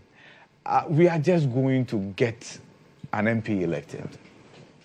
Regardless of how tough-talking the two parties are, and they do that all the time. Sometimes, like we mentioned, you were accusing Serwaa of shadow boxing.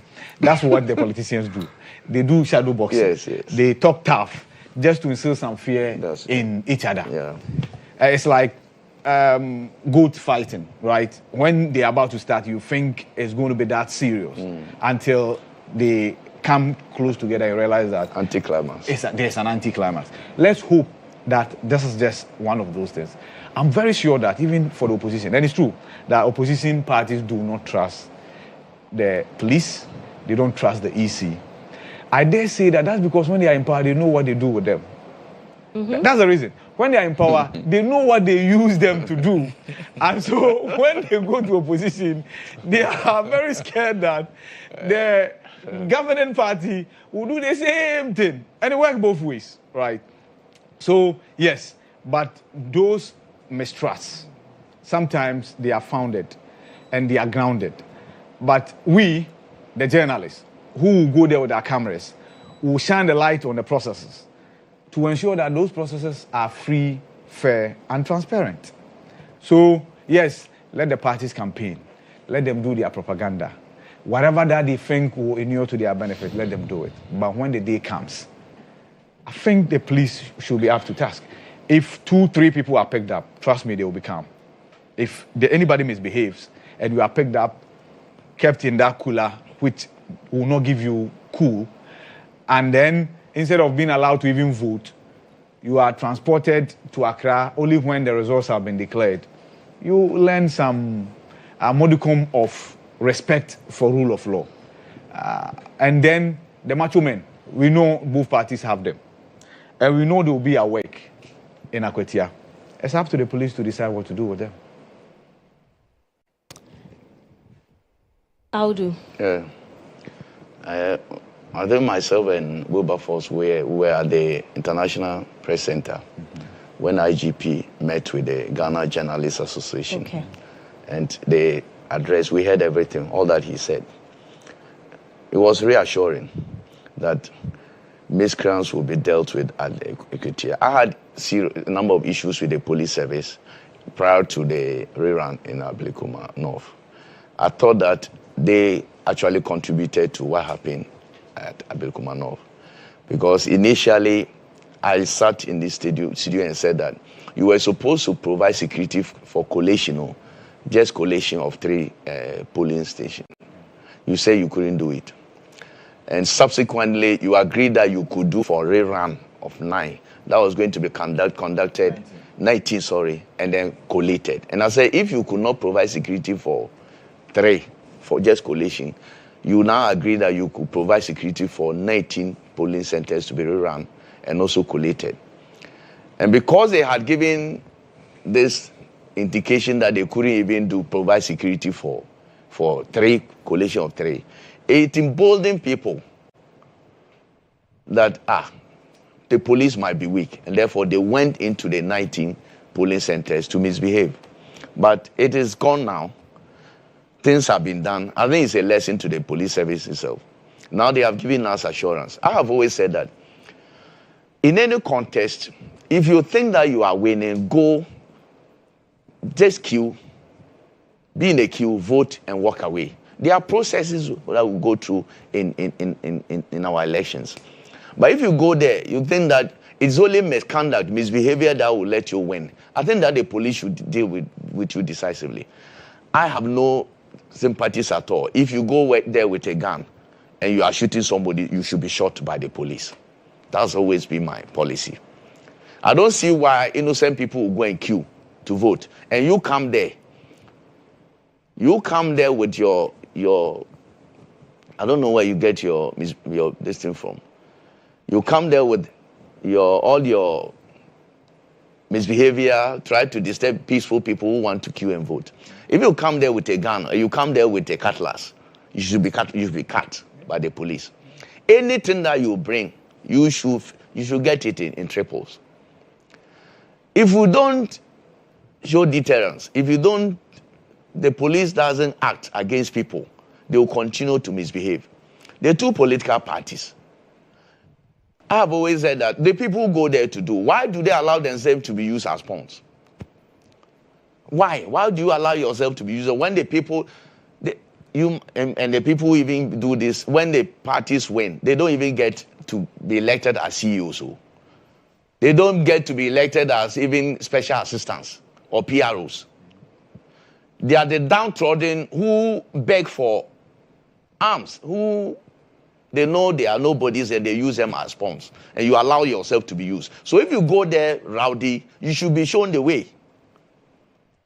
You go there with a gun, you are shot. And that's my policy. Let's all go to Equatia. Those who are supposed to vote, let them queue and vote, go peacefully. And I'm encouraged by what the IGP has said, unless he doesn't follow what he has said. If he is to follow what he has said, I'm reassured. I'm assured that there will not be misconduct or misbehavior at Equatia. Anybody misbehaves, police service, you deal with that person. I think all well-meaning Ghanaians will support you for the actions that you've taken. Because the lawlessness in this country has become too much. And we should not allow it to continue. We are in a democracy. And democracy thrives on peace and security. If there's no peace, there's no security, you cannot have a democracy in any country. So we should all support the police. They have done things that, to my mind, were not right. But I think they've probably taken a new leaf. And we should support them to succeed at Equatia. And the political parties should talk to their supporters that this is just an election. It is not a battle. Equatia should not be a battleground. We have seen by-elections and what has happened over the years. And that these things should not occur. The political parties should indicate their supporters that, look, this is just an election. We are going to queue and vote. And whoever emerges as a winner, the person will be declared. And we'll move on as a country. But lawless people should be dealt with, as I said. If it means shooting to kill, the police should do it. Okay. What about force? Okay, so I think that the police service under the IGP has shown the Ghana Journalists Association a lot of respect. They've shown them a lot of respect because the Inspector General of Police and his management board left their offices at the police headquarters and came to the Ghana Journalists Association to meet members of the GJ, including the GJ president. After our threat, anyway. Yes, and I think that it's a lot of respect because traditionally what we have seen is that the IGP will sit in his office and invite us to come. This time around, he decided that I am coming to you guys myself. So put yourself together and I will come and speak with you. I think it's a lot of respect and we need to appreciate that as journalists. The other part of it is the fact that what did the IGP say when he met us? It's not enough just to come and meet us, but what you say must be considered. The IGP talked about previous happenings as far as journalists are concerned and exactly what he is doing to deal with the matter. Are you with me? Yes. You are confusing me. So the IGP talked about previous happenings and what his outfit is doing about it as far as journalists are concerned. Yes, yes. And I was happy about that. Okay. Okay. Then he talks about the things that are ahead, which is the Akwetia by-election, and the things that his administration is doing ahead of it to protect journalists. That's right. Okay.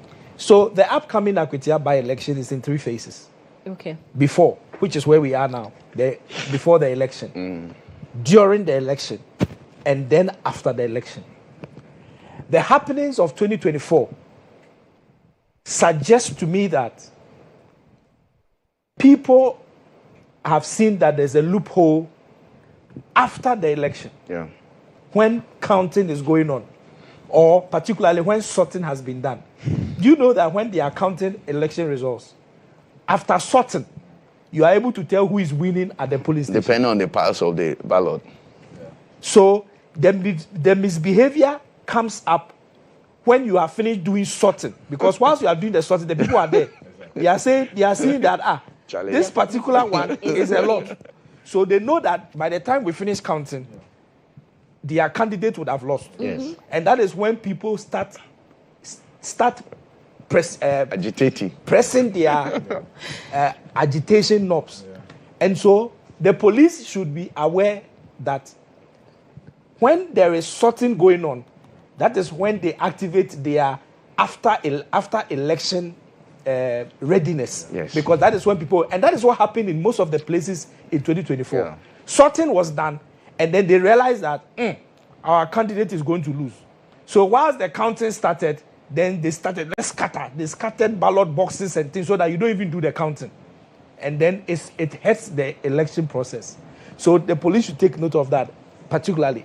The happenings of Ablekuma North suggested to me that while the election is going on, depending on the kind of people that people see around, it has the ability to initiate misbehavior in people. So I see somebody, this guy, I know they like him. He was some time ago, he caused some trouble somewhere here. Let's cause the person trouble. All those things happen. And so the political parties, look, Akwetia, all the 2 parties are taking it like World Cup because MPP wants to maintain the seat. NDC also wants to win to increase their number from 187 to 188. Or did I get the number wrong? Yeah. I think that is 187. No. Oh. NDC now has 184. 84. So they want to increase to 185. 85, yes. Yes. Already Tamale Central, NPP is not going. So you can say that automatically NDC will maintain the seat. It's automatic. Yeah. So we should just know that misbehavior from the 2 scenarios of 2024 and the rerun in Ablekuma North, the misbehavior can happen during, and the misbehavior particularly can happen after the voting. Because that is when people see that, Charlie, we are losing. Yeah. All right. The last thing I'll say about this is the political parties and their rhetoric about distrust for the police service. I think it is time that thing stops. Because, you see, the police service as we have today, the only thing that has changed from the police service that existed under the MPP administration is the fact that Dampare was the IGP and Yowonu was the deputy. Yeah. Now, Yowonu is the IGP. So he has moved from deputy to IGP. Yeah. Apart from that, and then maybe some people were in some positions, maybe COPs who were in charge of regions or in charge of things have changed. It's the same people, the same human beings. No different human beings from Jupiter. Exactly. All the human beings from planet Earth are the same people who are in the police service. Yeah. The only thing that has changed is that one IGP has exited, another person has become IGP. And in the case of the current IGP, he was even appointed deputy IGP under the previous administration. Yes. So I don't want to hear this thing about we don't trust the police service. I don't want to hear it. It shouldn't be coming from IGP, the politicians. IGP, yes. Because it does not help the moral fiber. Moral fiber. It doesn't. So I don't want to hear it. We trust the police service. Absolutely. The police service is entrusted with maintaining security of the interior. And whether we like it or not, they are the ones going to maintain the security of the interior. They are not going to maintain it because NDC is in power or because MPP is out of power. They are maintaining the security because it is their constitutional duty imposed on them. The IGP cannot tell us that because NDC is in power, he will not protect ballot boxes in Akwetia. He cannot tell us that. And he hasn't told us that. He has told us that if you come and misbehave, I will misbehave towards you. And so I'll deal with you. I'll deal with you. Yeah, yes. The IGP will not misbehave, but all he's saying is that if you shoot one, I'll shoot two. So that I'll show you that I have more power than you. That's all he's saying. Yes. So I'm begging the political parties. And this one, I'm not begging MPP alone. I'm begging NDC because it is the political parties that are always creating the problems for the police service. By saying we don't trust them, we protect ourselves, we don't trust. NDC has said it in the past. MPP has said it in the past. MPP is saying it in the present. NDC may say it in the future. Ghanaians are telling the political parties and their leaders that we are tired of you. The police service is what we have to protect our interior, and we trust them. And so we expect you to also trust them and support their efforts. It's the same with the EC. Serwaa, we are not talking about EC today. So. Just briefly. Look, I think the police service should assert what they have to do in this country, so that if an IGP take a decision and he's appointed by a political party or a government and he's removed because of that decision, Ghanaians will rise up against government. If this continues, if the IGP acts in a manner that Ghanaians trust him, it doesn't matter what happens. If the government decides that because IGP are taking a certain decision, we are taking the IGP out, Ghanaians will support the IGP because he has done the right thing. And we should put that trust in them, and they themselves should believe in themselves that I am doing the right thing no matter what happens, which government appoints me. Yes, when we met that day, I alerted some of the senior military police officers that, look, Equatia is a mining area. And you have people who are, whether we may be pretending, they have weapons. These miners have weapons. They have guns. And I told them that you should be prepared for them. Anybody who comes with a gun, he wants to shoot the person. So I'm done. All right. We have a few minutes to wrap up I've been there now. this. Right. So, I'll take a break, but very quickly before we take the break, unless it's urgent, Banini, should I take the break now? Okay. I'll take a break now. When we return, we will talk very briefly about this whole presidential jet and travels that has resurfaced again because Ablakwa says he owes no one an explanation and he owes no one an apology. Actually, yes, he owes no one an apology for making the demands that he was making back in 2021 about the president's, the then President Akufo-Addo's travels. And, Vincent, Asifwa, right, the latest things that he was talking about, the president's trip to Japan. Stay with us. We'll be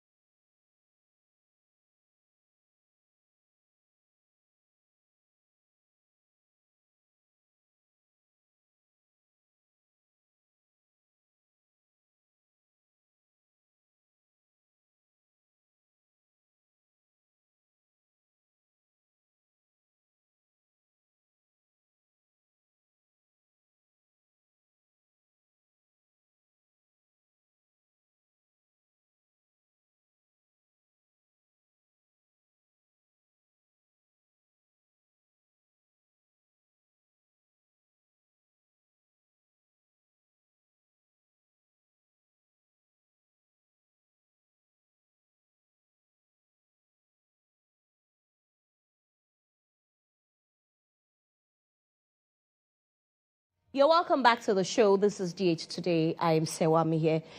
Today's Weekend Review is brought to you by the three gentlemen and myself, Wilberforce Asari, Audu Mahama, Ibrahim Al-Hassan.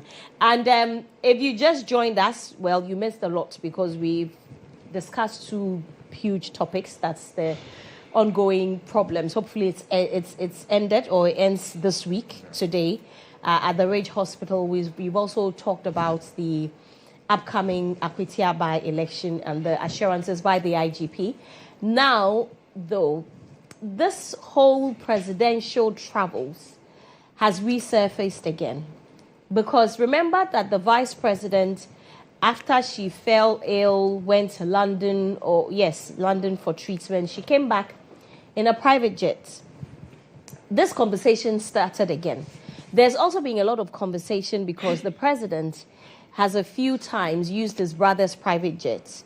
Now, the president recently went to Japan. He's not even back. And there was a lot of controversy about how the president went. There was some misinformation, I must say, that the president went on a chartered flight. It came out that the president went or flew commercial with Emirates. And, I mean, the details are there for everybody to see. In the wake of all of this, there are many people who have accused Ablakwa of being the reason why, quote unquote, the president is suffering. Because they say that the president had to sit at the Dubai airport for about 22 hours waiting to join the next flight to Tokyo or Yokohama in Japan. And all of this could have been avoided if they had just chartered a flight for the president. But the NDC or the government is unable to do that because of the statements that Ablakwa made when they were in opposition. The ranking member on the Defense Committee in Parliament, Reverend Intim Kodjo, then asked Ablakwa to apologize to the former president, Nana Addo Dankwa Akufo-Addo. But he says he owes no one an explanation. In fact, in a very long write-up on Twitter, one of the things he said was that in 2021 June, when he was raising all these concerns and questions, the Falcon, our presidential jet, was very functional. It was working, so he did not understand why the president chose not to use that jet. The only explanation the defense minister or what the defense minister had to say, and all of this is from Mr. Ablakwa's post, is that Falcon jet does not have a place where the president can take a shower. And this became very controversial. In fact, it went on for days, for weeks, for months.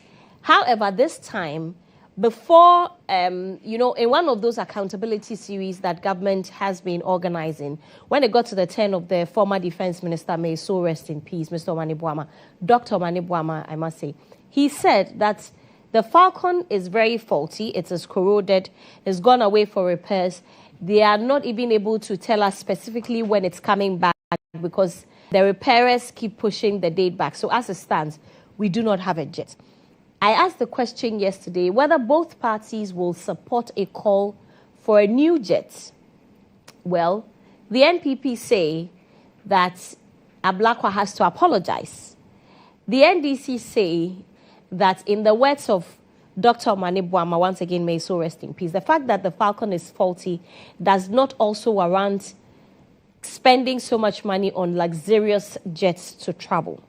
And they also say that the president is not suffering. He's not complaining, taking commercial flights. So this is where we are.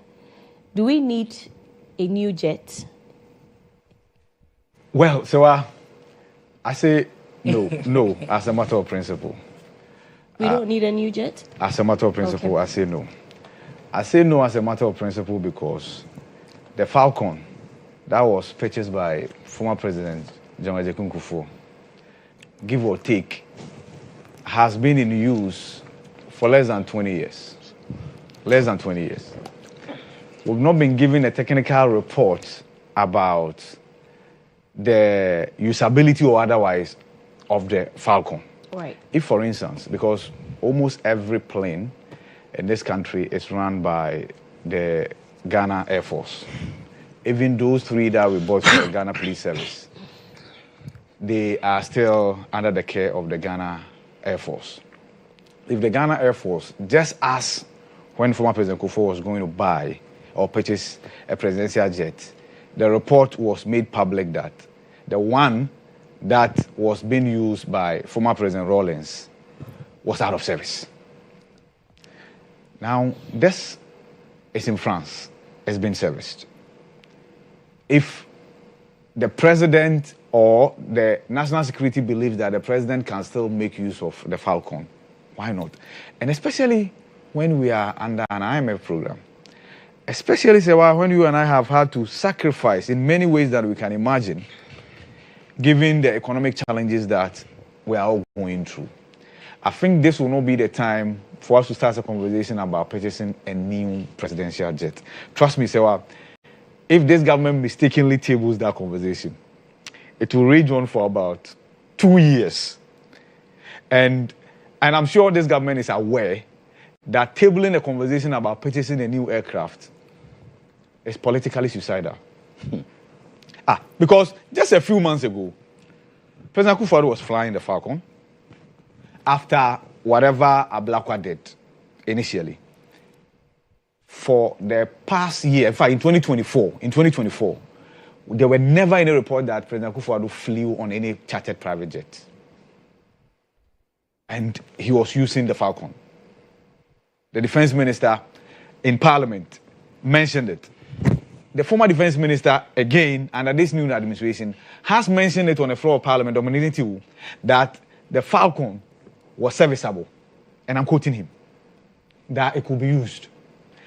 And that was what triggered the questions that were filed for the late Dr. Omane Boamah to come and then brief the House about the state of the Falcon. And then he says, yes, routine maintenance had to be undertaken.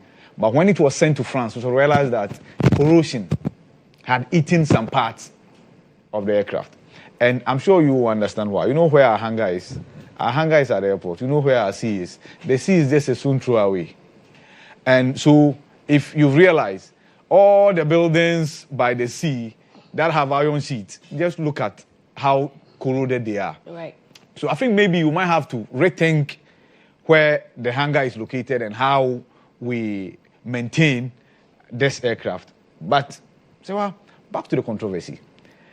See, this is politics, and me, I understand. Nobody can tell me that the exposés of Ablakwa relative to the president's flight in and out of the country did not inconvenience Akufo-Addo as a president. Nobody can tell me that. Nobody can tell me that Ablakwa's exposés did not have an impact on the perception of the voters about the Nana Addo administration. It did. It did. So if there's anybody in MPP who wants to do the same thing, me as a journalist, there's no way I can say no. That there is an MPP individual, be it a member of parliament or anybody, who thinks that, let me be meticulous. Let me expose things that are going wrong so at least the public gets to know about them, and if need be, remedial measures are taken. Why not? It will be in the interest of everybody. And we encourage many more people to do that. But the caution is that do it right. Do it right and get it right. And tracking flights, yes, you have to devote time, but it's not that difficult.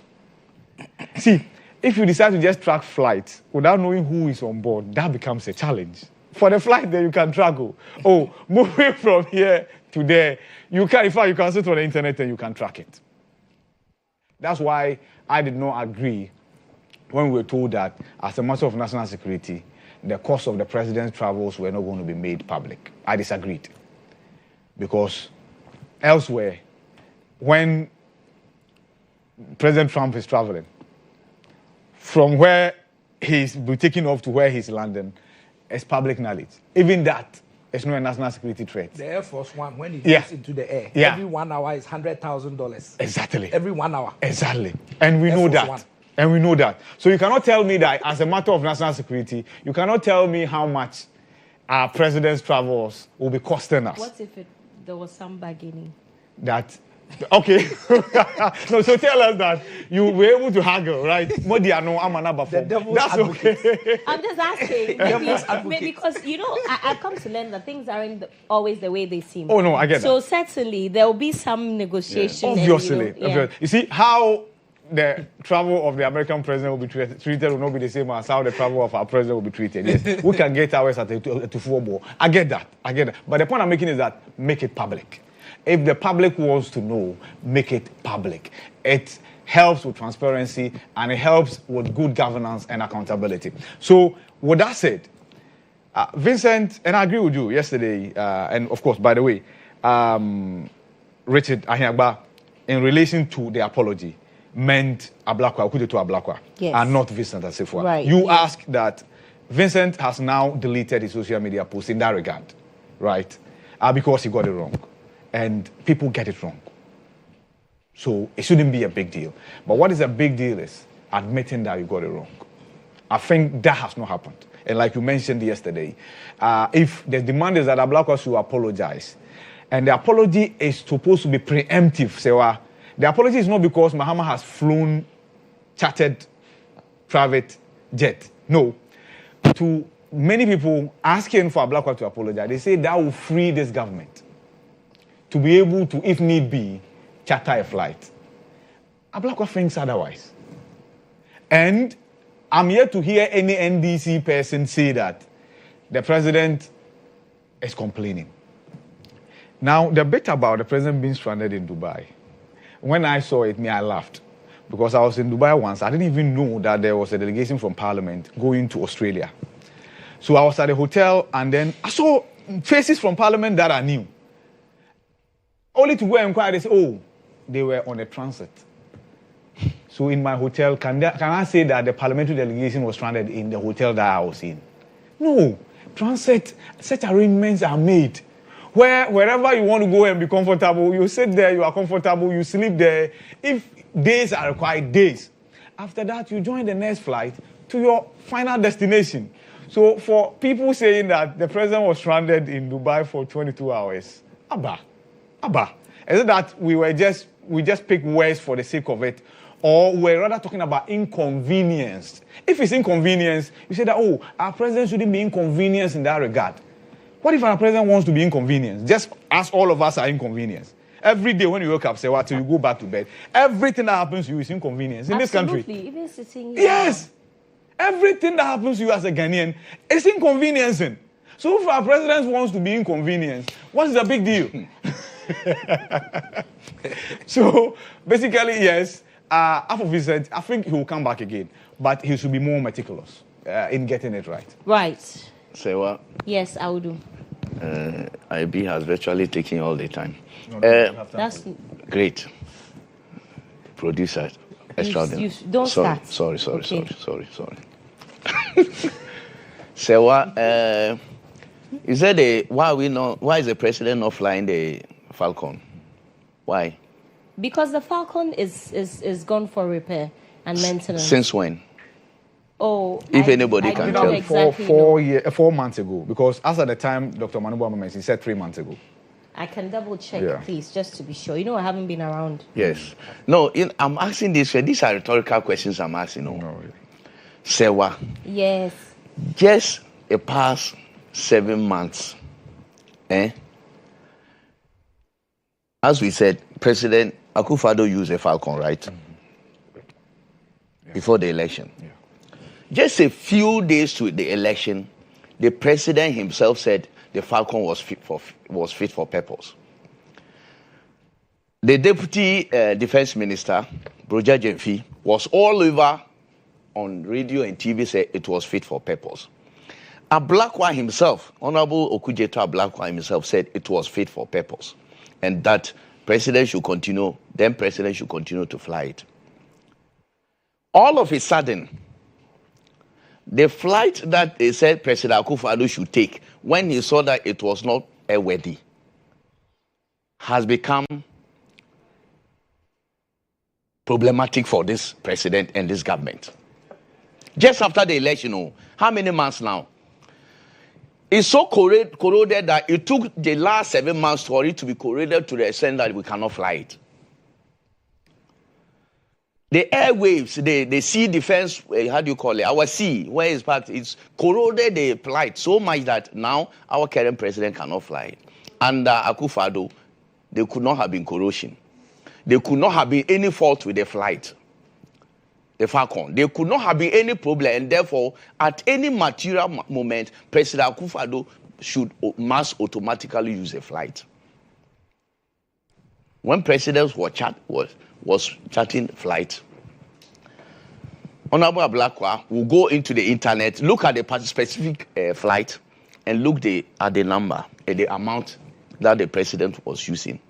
What worried me that time was how nobody in government then was able to face Ablakwa to tell him that the figures you were quoting were probably not right. That worried me. Even at the presidency, nobody, even the presidential spokesperson, could not even face Ablakwa to tell him that the figures you were quoting were not right. Okay, well, you asked me a question. The Falcon went for repairs 4 months ago. 4 months ago. Yes, but before it went for repairs, the president had used it about 3 times since January. To where?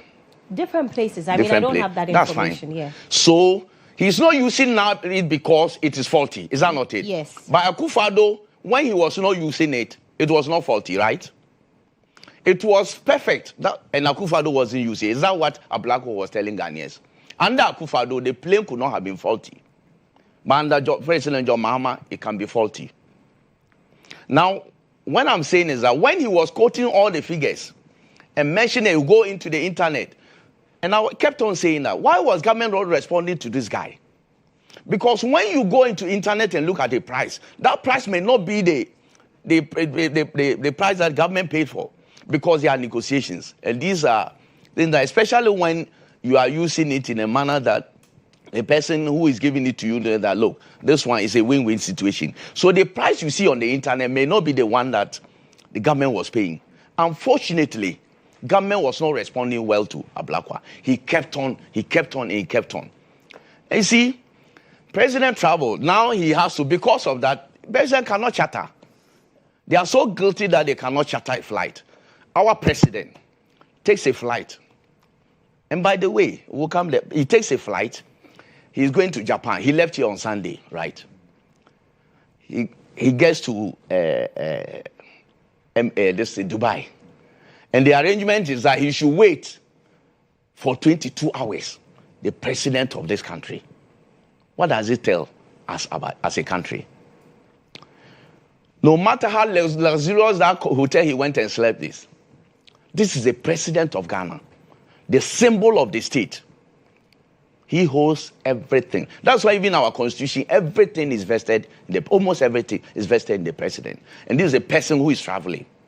Because of the things you have said, Dave, the vile propaganda, you cannot even let our president travel in decency. He travels to Dubai. He sits there for 22 hours. He said it is what? Transit. Our president should be in transit and go and wait for 22 hours. He lives here on Sunday. He waits in Dubai for 22 hours. Then he gets to listen on Tuesday. From Sunday, he gets to Japan on Tuesday. And this is where we are. Look, but the president is not complaining. He's not complaining.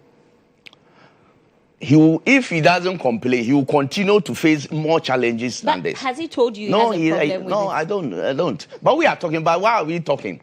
We are talking because people have misbehaved in this country.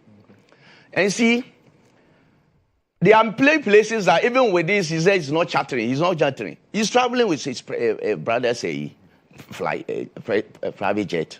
You think Akufo-Addo could not have? People have private jets here. But did Akufo-Addo's brother have? You think he could not have?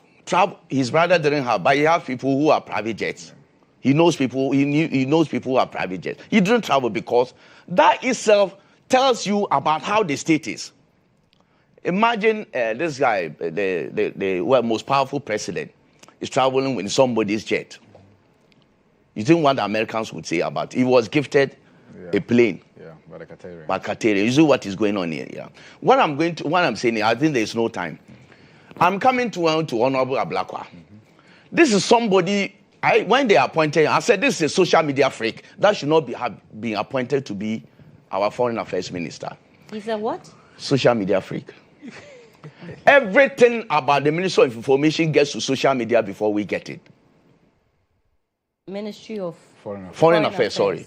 Minister of gets into social media before he or Facebook war before did they say timeline? Yeah, but once you are there, he's giving it to you there. To you, that's the President Donald Trump tweets. Don't worry. A lot, posts a lot. He tweets. It's a. Some of the things he posts there are not verified. They are not even accurate. What happened in Washington? He posted didn't you guys, and I'm sure that even MPP communications are not taking on this guy. He lied. He lied about Washington. What happened? The visa thing with somebody. He lied. And MPP, they are all sitting there watching this guy. This guy appeared before Public Appraisal Committee that he rents a house at Airport Hills. You mean vetting? Vetting, yeah. That's a public appointments committee or parliament for vetting. He lied that he was renting at Airport Hills. Up to now, no MPP person, communicator has gone to dig what he was doing to get things on Akufo-Addo. Nobody has been able to get to the guy light that he was renting or is renting at Airport Hills. And we are here as a country. We think that we have somebody who thinks about, who says that he has integrity. And the party that wants to win power, nobody is taking on this guy. And you think that you can win power with this? Somebody who has consistently lied. Look, look. I am not saying it because I hate the guy. You know, I see in Parliament we greet my brother and all that. But you see, he has penchant for saying this. Look, this holier than thou attitude, he has it. But he's not holy. I'm saying that God is very patient. Let some of the people who lie, like God will strike them down. That's why some people don't think, they think that our God is so patient and forgiving. They go to other things. Other places where they think that they pagan crime. Because people lie and they go scot-free. Now you are there that you public purse. You were doing it for public purse and all that. To save the public purse when you were lying. But see, they don't even know that one day, our president's luggage, he will come to Ghana, his luggage will be somewhere. They didn't know President Akufo-Addo faced it before. When that's where he started using the jet.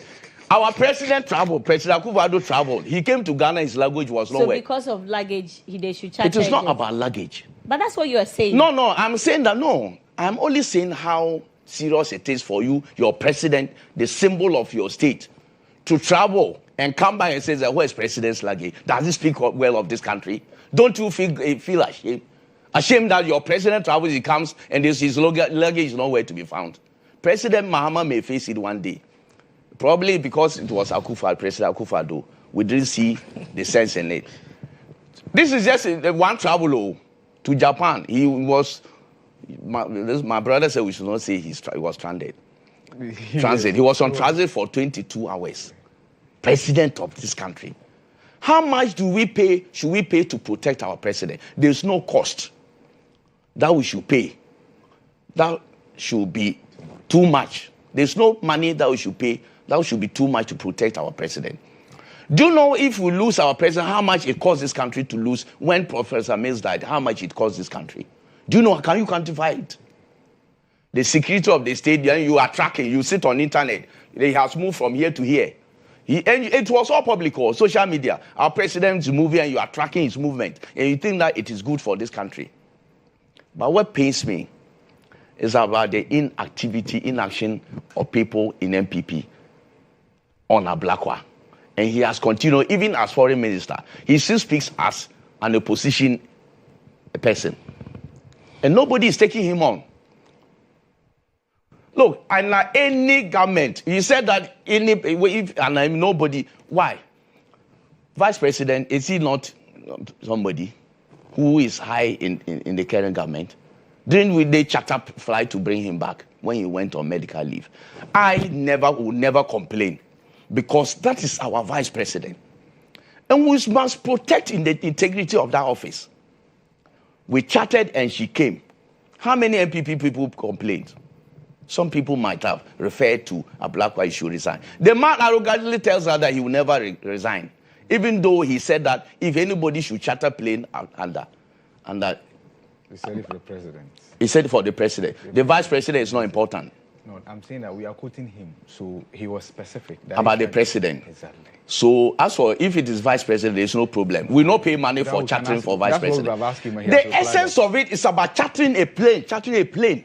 It's not just about president. The planes that we are saving costs, and this was about chartering a plane, a flight. We told that one Ghana didn't pay. Who paid? An individual. Of course, that was the explanation. You see, that's even the worst of it. That an individual failed for our country, we don't even know the individual. Like the cars that were donated to the president, and we don't even know. I don't know who. They say a company. They mentioned it, but they mentioned what? They mentioned the individual. How much is the cost? Okay, I think you can ask that.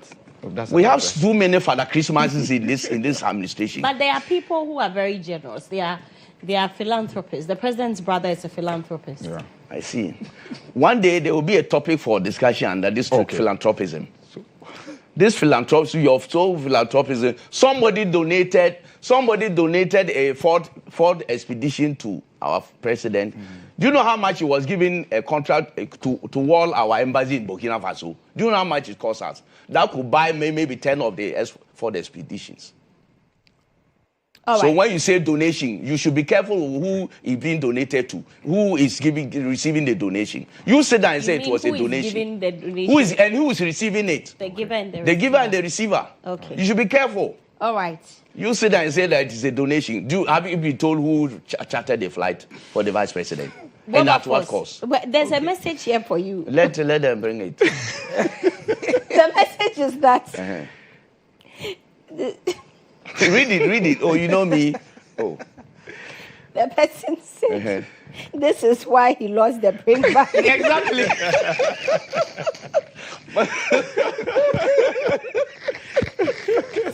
I'm happy with this message. Overpost, please come in. You have the last part. Okay, so, Serwaa. Yes. We elect our presidents for 4-year terms. Yeah. And for everybody who is elected as president, every year out of the 4 years, there are some travels that you automatically will do. Yeah. So, for example, the president of Ghana, at all material times, will attend ECOWAS summits, AU summits, the UN summit, and then maybe World Economic Forum conference. Yeah. So I've just named 4. Yeah. So let's assume that we elect a president and we say that for every year, that is these conferences you will attend. As against other state visits and all that. Right. Okay. So what it means is that for the 12 months of every year, we can assume that a president of the country will travel once every month and spend, let's say, 5 days of the month out of Ghana. Yeah. So that means that every year, 12 travels out of the 12 months. Yeah. When we elect our president, we put them in the presidential palace. We give them the best of cars because they have to move from one place to the other. Luxury cars, expensive cars, so to speak. We put them at the Jubilee House. It's a very expensive building that we have built. Yeah. This one doesn't sleep there. Current president doesn't sleep there. Yes, to house, but he works from there. Yeah. His office is there. Yeah. At least because I was presidential correspondent, I entered the president's office, inner office, at least 3 times. So I know how the office looks like. It's very, very marble and beautiful. So we are seeing a certain pattern where we say that when the president is leaving his luxurious apartment, office, car, and traveling by air from Ghana to another jurisdiction, he must not travel in luxury. He must travel because we are poor. So he must travel to reflect our poverty as a people. So if the president travels and the travel is luxurious, it is a problem. Well, the president traveled on Emirates. I don't think he traveled in economy. he traveled in business class, or let's say even first class. No, he has banned travel on first class. So let's say business class. But him, did he ban because for what himself? I've heard that he was on first class. Yes. Okay. And So then, the but ban the was- ministers said- are not. He said The president is not the government minister. appointees are not supposed to travel first class. In fact, the That's only what he said. aircraft that Yes, comes to that's Ghana, the with only first aircraft class that has is- first class is Emirates. Emirates. It's Emirates. Okay, so let's assume that he didn't travel on first class. He traveled business class. Anybody who has traveled business class before knows that a business class seat in an aircraft allows you to slide and to sleep. Yes. Economy, yeah. economy makes you sit like the way I'm sitting. So, but you can adjust backwards. You can Oh, adjust that one, backwards small. you will hit somebody In fact, at the now back. some of the airlines have even brought two different. So apart from business, they have There's premium economy. premium economy, and then there That's is But how many? economy comfort That's before big. economy. Yes. Before the some class. And no crime also. But the reason why I'm doing all this analysis is because I'm saying that, so if you travel on a Boeing 777 aircraft brought in by Emirates, Yes. and you travel business class, and you have a seat that is a bed with a nice screen, you can slide and sleep. Is it luxurious enough, or that is not luxury? No, that one is still suffering. If you have traveled, I haven't traveled in business class like that. But those who have traveled in business class, I'm going to be oh yes, those who have traveled business class will tell you that the service that they are giving at business class is not the same service that they are giving at economy. What they even pays me, they cover them. Yeah. We don't even see them. So they are covered. In fact, between business class and first class, it's also covered. It's also covered. The business class passengers That's don't why see economy, the they're first class. hello. So this thing about luxurious traveling, that is in the mind of people like Okudzeto Ablakwa, I don't understand what he means by luxurious. Maybe the luxurious traveling is when you are sitting in a plane where you are sitting with only your confidants and you don't have any other Ghanaians sitting with you, then it's not luxurious. Yes. But it is luxurious if you are sitting in a plane and the president is alone with his ADC, with his bodyguards, with his secretary, with his minister. Then it's luxurious. Because it would appear to me that it is almost the same facility that you get in those luxurious travels that you get in the commercial airlines, because it's luxurious. That's how I see it. Now, so this whole thing about luxurious traveling, I think Okudzeto Ablakwa needs to define it. Because if the definition is just by the fact that we have gotten a private plane that will take a president from one place to the other. So, for example, when President Akufo-Addo was doing these travels ahead of Year of Return, he went to the Caribbean. And in the Caribbean, he went to 5 different Caribbean countries. I was privileged to be on the trip to Trinidad and Tobago. On the charter flight? Not on the charter. So you went ahead of the president. But the president was touching 5 different countries in the Caribbean, including the Americas, to invite people to come to Ghana for the Year of Return. So the president was supposed to travel commercial. So I can imagine the president jumps from Accra to, let's say, Dubai. Not Dubai, to let's say to Amsterdam on KLM. Then jumps from Amsterdam KLM to New York, and jumps from New York to Trinidad and Tobago. And wait for After 22 that, hours. it jumped somewhere else. It was going to be so inconvenient for the president, and he couldn't do all those travels in 5 days. This country.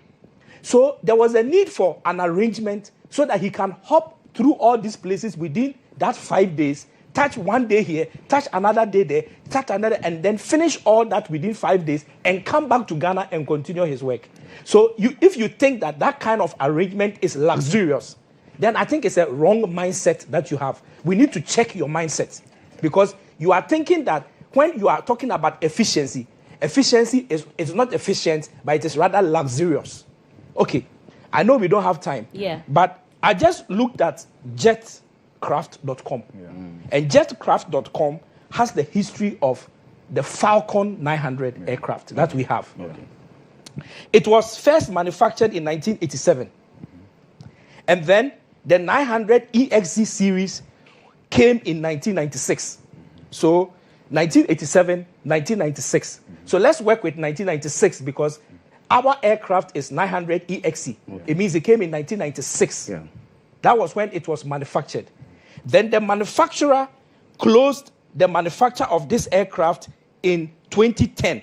So as at 2010, the Falcon 900 XEX was no longer in existence, not being manufactured. So all the ones that were manufactured from 86, 87 to 2010 were what was in existence. So the website is saying that as at 2024, there were about 122 Falcon 9 XEX in existence. And that will include the one we have. Exactly. Kufuor went into buying this aircraft in 2008, before he exited office. But it was already been manufactured. So let's assume that between 96 and 2010, let's say that the one that Kufuor bought for us was manufactured in 2005. Let's assume. But don't forget, we pre-ordered it. So usually they manufacture it to your specifications. Yes. So I'm just giving the range. So 2005. What it means is that the aircraft that we have as of 2025 is over 20 years old. Oh, yeah. Yes. For that, yes. Yes. If you do do get the calculation. And if you read... What's your point? Yes, so I'm trying to build a point. And then if you read the maintenance history, it has gone on maintenance and repair series of times. This is not the first time it's going on repair. And that's because every now and then you have to repair. You cannot use an aircraft for 20 years without repairing it almost every 3, 4, 5 years. So that is where we are right now. But if you ask me, Serwaa, my real point is that, see, it is time for us to stop politicizing presidential air travels. Okay, but what of us? Yes. The question for, All many of us. people, and I believe even at Black at the time, was, let's just look at the scenario that you have given. You talked about the various classes, economy class, business class, even first class. Let's assume the president even traveled on a first class. A first class ticket to Dubai will cost between $10,000 to $12,000 return ticket, right? President Akufo-Addo, according to Ablakwa then, was chartering a flight that cost us about $18,000 per hour. And this was the time when the president had told us to tighten our belts. And the president was not traveling alone. There was no money. So yes, but the president was not traveling alone. If he was traveling on business class, let's assume that he was... hold on. He was traveling on business class. And his team that he's traveling with them are 10. 10 people. ADC, let's say ADC, 3 security officers, secretary, something. Or we can mention the names. And they were 10. And they all have to be around the president. Yes. You cannot go and put the president alone in some space and then his security and people in another space. So $10,000 for 10 people. That is how much? $100,000. For the 10 of them to travel on business class. But for a 7... Everybody else must I'm not saying everybody else. Not everybody. Yeah, so what are you saying? No. He's mentioned specific people. Would you choose a 7-hour flight that will cost us about $130,000? Yes. As opposed, that is for only 7 hours. Yes. From here to Dubai is about 7 hours. Yes.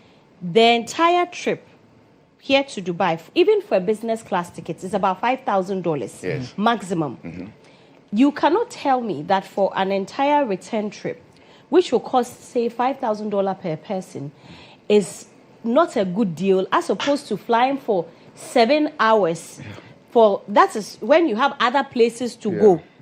Going 7 hours, you are coming to 7 hours. But this $5,000 is covering a return, going and coming. That's not a landing charges as well. And you pay even... So the point is that... Is it the cost? We are talking about the cost. If you're only looking at cost... So the president should not enjoy it because we are poor. You tell us to tighten our belts. You tell us that things are hard. People are losing money. People are agitating. You cannot tell us that you can't tighten yours. Because this one, let me just say something. The point I'm making, it's my turn. Wrap up for me. But the point I'm making is that this presidential travels that we have succeeded in politicizing, we are only succeeding in politicizing and creating inconvenience for the head of state. I am suggesting, it is my suggestion that, I know, it's okay, but allow me, I am suggesting. Producer, my producer is here. There's a lot of pressure on you. Producer says go ahead. Director says end the show. Okay, all right. Let me end. All right, so it's fine. I'm giving you 30 seconds to wrap up. I'm only saying that let's stop all this thing. Let's stop that. Let's take out the idea that when our president is traveling by air in a private jet, it is luxury. Okay. Let's take it out of our minds. It's not that. We need to come to a point as a country where we know that when we elect somebody as a president, by all means, that president has to travel out of the jurisdiction at least once every month out of 12 months in a year. And he has to go and come back as quickly and as fast as possible based on timelines and schedules and all that kind of thing. Let's change our mindset. Serwaa, we are talking about our president too. Look, if that is what we are doing, then even internally, we should change the way we handle our president. If we want to cut costs. We have built Jubilee House for the president. He doesn't live there. He lives at chain homes. But are we paying for it? Oh, wait. We have constructed a new road. We have constructed a new road because of him. But he's not the only one who uses the road. You see, I live in that area. I also pass there. You pass there, so it's not benefiting all of us. Why? Because if you want to cut costs, let him follow the road that we are passing. But this road that has been paid. I am saying that. Please, do you use the road? I don't have. Why? I don't live there because but I lived in high risk area. He said he has used the road. I am saying that I have used the road. I am saying that. Look, this is not trivial. What I'm saying is not trivial. It is not trivial. When you say that, do you know the security we are providing? When we have security at the Jubilee House, you're providing where? At where he lives now. Please, let me. Oh, no, you know why? there. I am happy, even though there's no time. Without showing people where I live, I don't live far from chain homes, so I see. Serwaa. I have a fair idea. Yes. That area in itself already has security because of the military cemetery. Okay. That road, I use it. You have used it before. Many Ghanaians benefit from it. In fact, when I'm coming to work, I use it. So why do we construct that road? For Serwaa's use, for your use, for everybody else. That is not true. That is not true. You see, you people, you are just behaving like ostriches. That is not true. If we want, I'm saying that we have built a Jubilee House for our president to live there. The president is not living there. When he's going home in the afternoon, everybody is blocked. For hours. People are blocked for hours for him to go and take his lunch and come back. But even if he was going to the Jubilee House, would they not block him? You see, Jubilee House would have been one place. Now it's double. It's Jubilee House and his house. Other presidents did this. So because they blocked precisely so. I'm saying that I am not saying. People are not getting my point. People lost their shops. You are not getting my point. Nobody has been. You are not getting my point. You are not getting my point. I am not against. Hold on. We live in the surroundings of chain. In fact, chain homes is an estate. Nobody has been asked to move. Ekufado moved the people in front of his home. He also slept there, but you are not saying it. Somebody decides to sleep in his house where he was always living. You have a problem with security. Lived at Jubilee House. Was he not sleeping? But was he not sleeping at Nema? Did he not sleep at Nema for a long time? Intermittently. Are you saying that President Mahama has never slept at the Jubilee House? Oh, I don't live there, so I don't know. Exactly. So how can but you what I'm say saying, that? you see, you people are not getting my point. I am talking about protecting our president and spending on our president. If you feel that even internally, you think that what we are doing for him is not luxurious enough.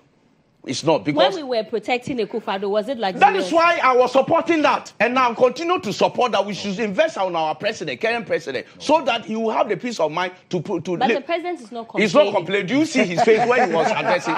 Do you see his awareness? Did you see him his picture when he was addressing? You yourself, you can tell that he's stressed. Now, obviously, if somebody is stressed, you don't see. Am I stressed? So you people, and the president is my senior brother. You didn't make me finish my point. And it was as if we were closing today now. We don't need to take our president through what. I'm sorry, I agree. Serwaa, we don't need to take our president through what he went through. Thank you very much for watching the show. We don't need to. We are not going. We have other conversations coming up. We will continue this conversation next week. You know why? Because the president won't stop traveling. And in the words of Audu, he looked stressed. When the person himself hasn't complained, you are complaining on his behalf. You are crying more than. It is my interest to this president to be well and serve me well. Thank you. Stay with it is in my way.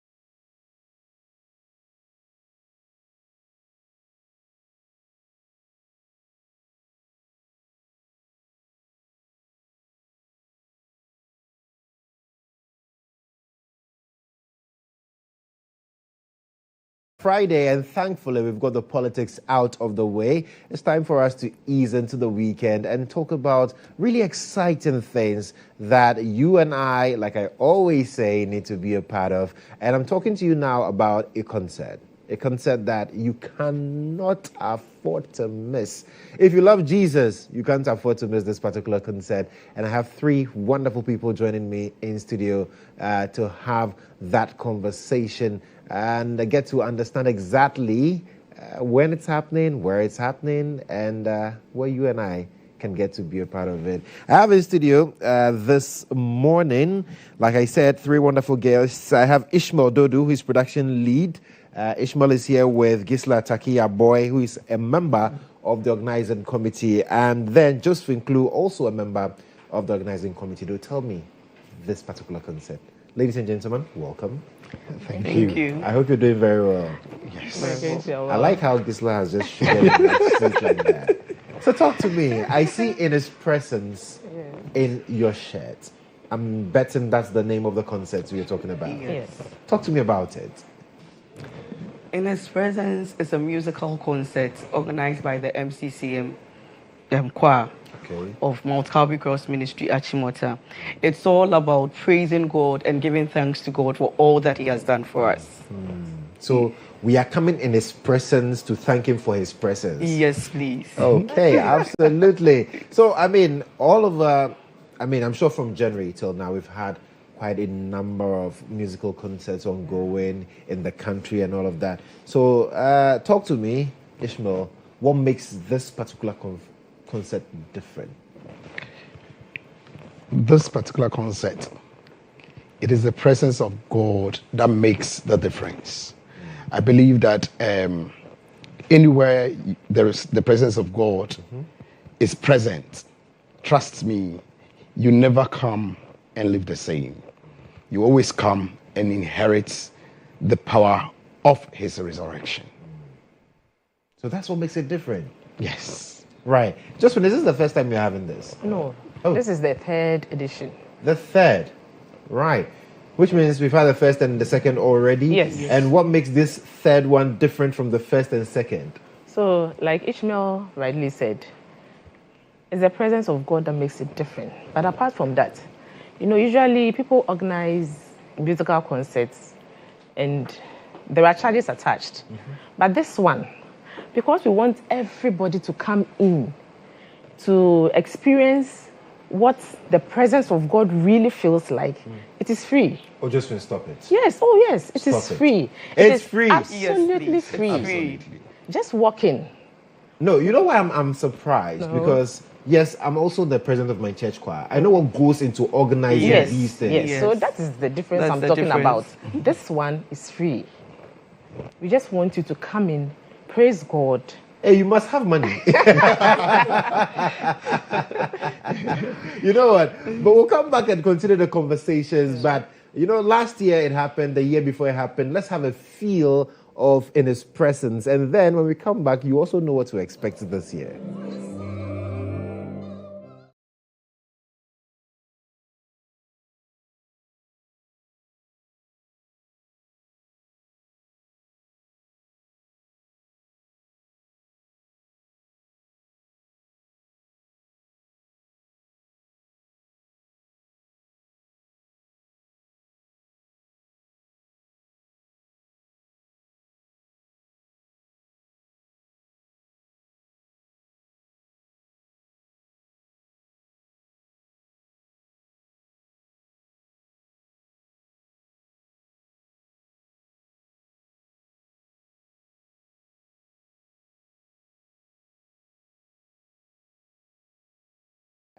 Hits you and gets you in a certain mood. See, this time around, people are making so much noise, screaming. I'm not saying it's a bad thing, but when unfortunately 6th August we heard the helicopter crash, all the music that surrounded it, very, very calm and all of that. So is this what we are to expect?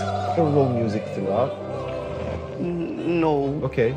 We are having both choral music, contemporary music, and then our local gospel music too will be played along during the program. Wow. Yes. Wow. Ishmael, is it just the choir, your choir handling everything, or you have others joining in? Paint a picture of how it's going to feel like when we get there. So we have 3 of our branches of the church choir joining in this concert. It's always been like that. Okay. So this time we have the Living Stream Chapel joining, their choir joining. We have that of the Revival Chapel also joining. And then we have Faith Chapel choir also joining in the concert. So in all, we are going to have 4 different choirs ministering during this concert. When is it happening? Tomorrow. Oh, Saturday. Yes, tomorrow Saturday, 5 p.m. Prompt. And where is it happening? At Mount Calvary Cross Ministry headquarters. It is located opposite Install Industry at Chimota, along the Akrabure. Oh, okay. Yes. Right. So if you're moving from Accra, you use the outer lane Yes, down there, exactly. right? Yeah. Exactly. Oh, okay. Exactly. Absolutely. Yeah. Absolutely. Josephine, why should... I know the question... Okay. Because the question is, why shouldn't you be there?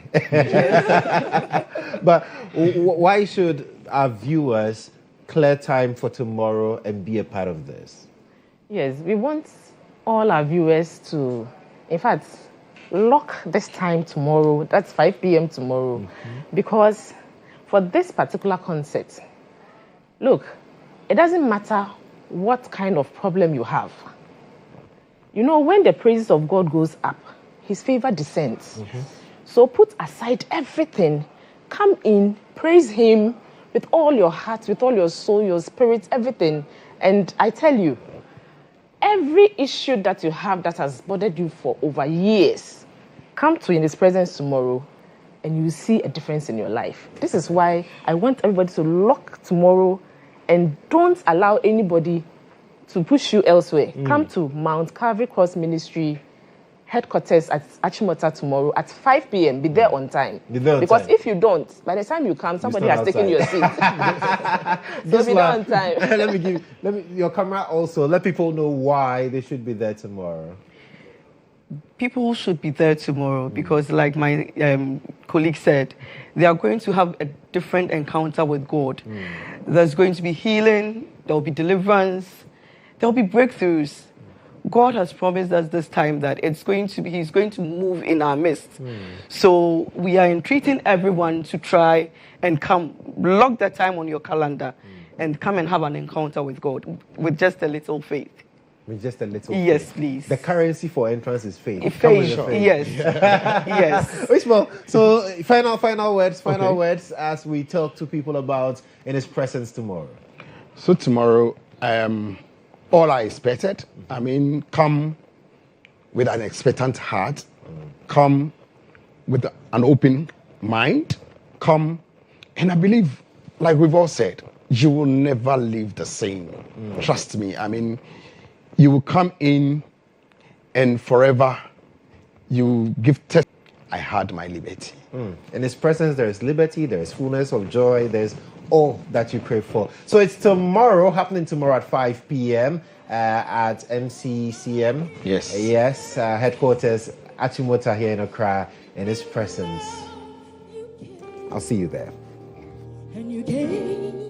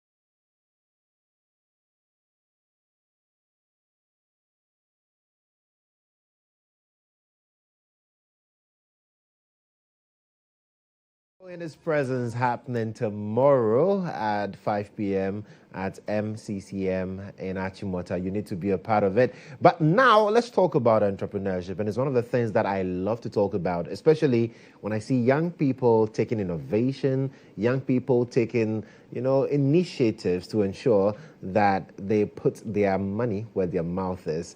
And we're talking about entrepreneurship with Bola Ray. This is the cohort 3. The third time running, and some of the participants in that cohort have joined me. 2 of them actually, very, very wonderful ideas. I remember at the launch, looking at all the brilliant ideas that these young entrepreneurs were bringing on board. Clearly, there's more to it. So let's get into the conversations this morning, and I've been joined by Agnes Ajiman. She's founder of Hibi Tea and Beverages. Also, Shadrach Kofiansa, he's CEO of Ahonjo Farms. Ladies and gentlemen, welcome. Thank you. Shadrach, I see you do a lot in terms of processing when it comes to cassava. And talk to me about your business. So Ahonjo Farm is a cultivating and processing company. We mainly cultivate cassava and we further process it into gari, cassava starch, and cassava flour. Currently, we are doing the gari more. We are looking for funding to start the starch. So we cultivate about 800 acres of cassava, and also we process about 10 tons a week of gari. So in a week we buy over around 50 tons of cassava and process. Wow. With a workforce of about 80, working Monday to Saturday, feeding them and providing for them. So whenever you buy a gari, you are not only putting food on your table, you're also putting food on the table of others. We are located in GHOne, in the Northern District, Honorable Okujedo's constituency, the Foreign Minister's constituency.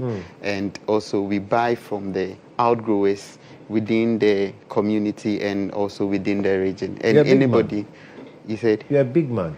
Oh, with the grace of opportunities like this, we are trying to push. So what made you decide on processing gari or cassava and going into that specific business?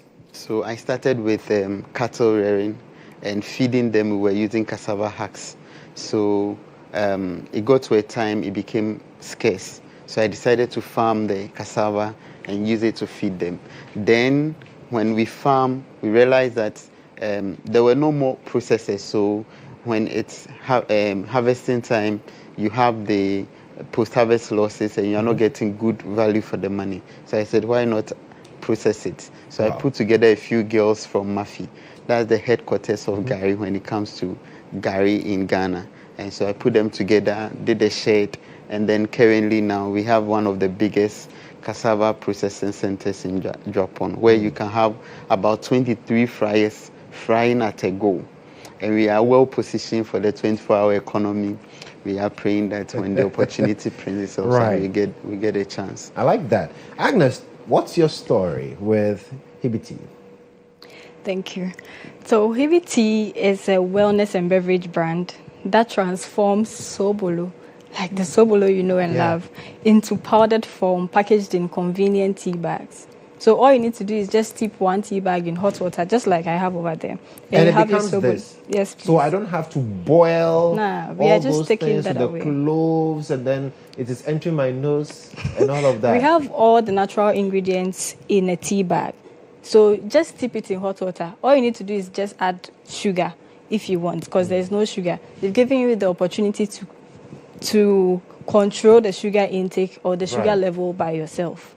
Yes. What inspired you to say, you know what, let me move away from how traditionally we prepare Sobolo to this? So, I wouldn't say we are Gen Zs, but I mean, the world is evolving, and there's not too much time to do a certain things or a lot of things.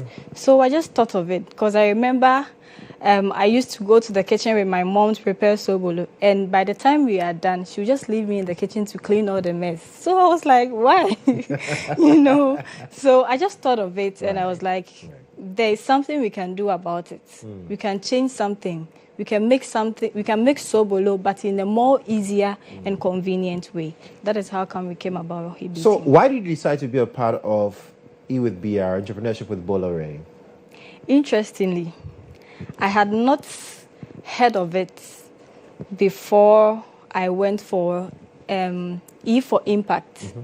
Yeah, so I was there, and a friend of mine sent a flyer to me to apply for it. And surprisingly, that was the day before the deadline. Wow. So I was like, hey, this guy, the way he has sent this thing to me, I'm sure he has some kind of faith or belief in me. Let me just do it. So I applied, I submitted the form on the day, the deadline, and by God's grace, I was part of the 15 selected entrepreneurs.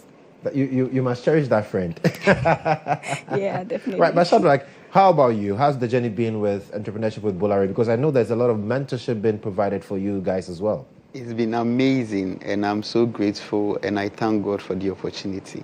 I think I would have been very sad if I had not been considered. Wow. Because I always tell people there's no opportunity center. When you wake up, you look for the opportunities out there yourself. So I was on the platforms, always surfing through to see what is next, and I found it, applied. And when I was applying, I got to the age limit, and I realized I was beyond the age limit. And I said, no. I even said it in my short video that should it have been done some years ago, I would have been part of it, so they should consider. And to God be so good, they considered me, and I'm so grateful. The facilitators don't just come to show for their dress, no. They come well prepared with slides and so interactive.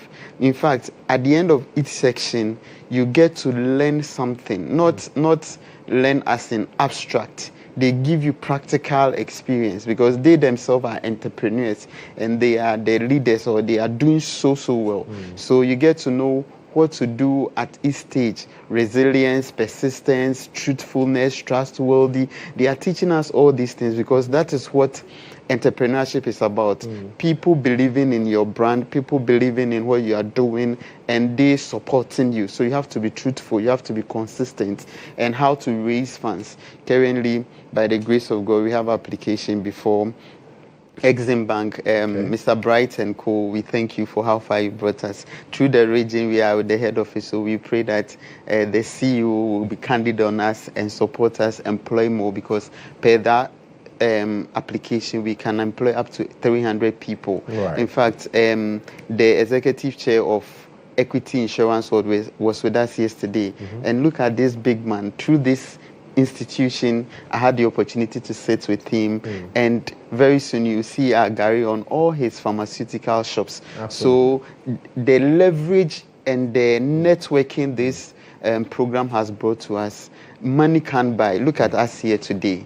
It's all by grace. Can we afford the airtime, prime time, as at now, as a farmer? No. So you know how we are you see really as a grateful. farmer, but you lie bad. It's not just really a farmer. Grateful. Right. So Agnes, I know that the winner would also get the opportunity to travel to Barbados, among others, and I will be there. I'll go somewhere.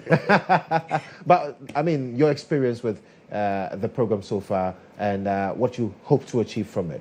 Okay. So for the journey, I honestly don't want it to end, because it's been nothing short of incredible and very educative.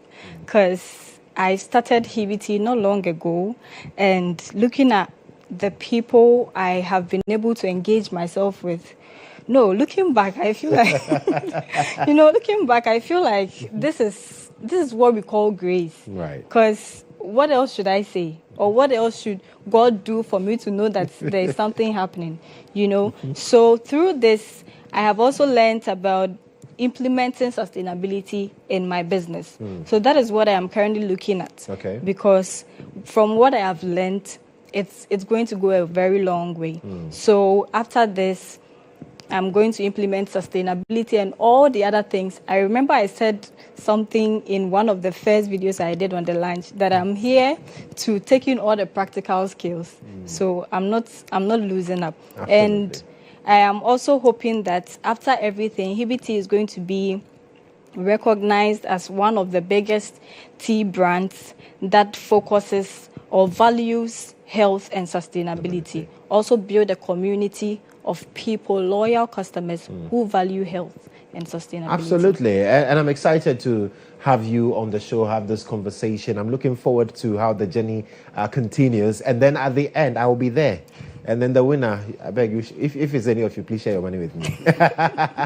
But thank you so much, Shadrach. Thank you so much, Agnes. And this product, young people doing amazing things. Follow them also and get to be a part of their journey. Don't wait for them to blow up and become billionaires and say, oh, I used to know them. No, a bit too late. All right, this is still GH today here on GH1 Television. We'll return with our last interview for the morning. And so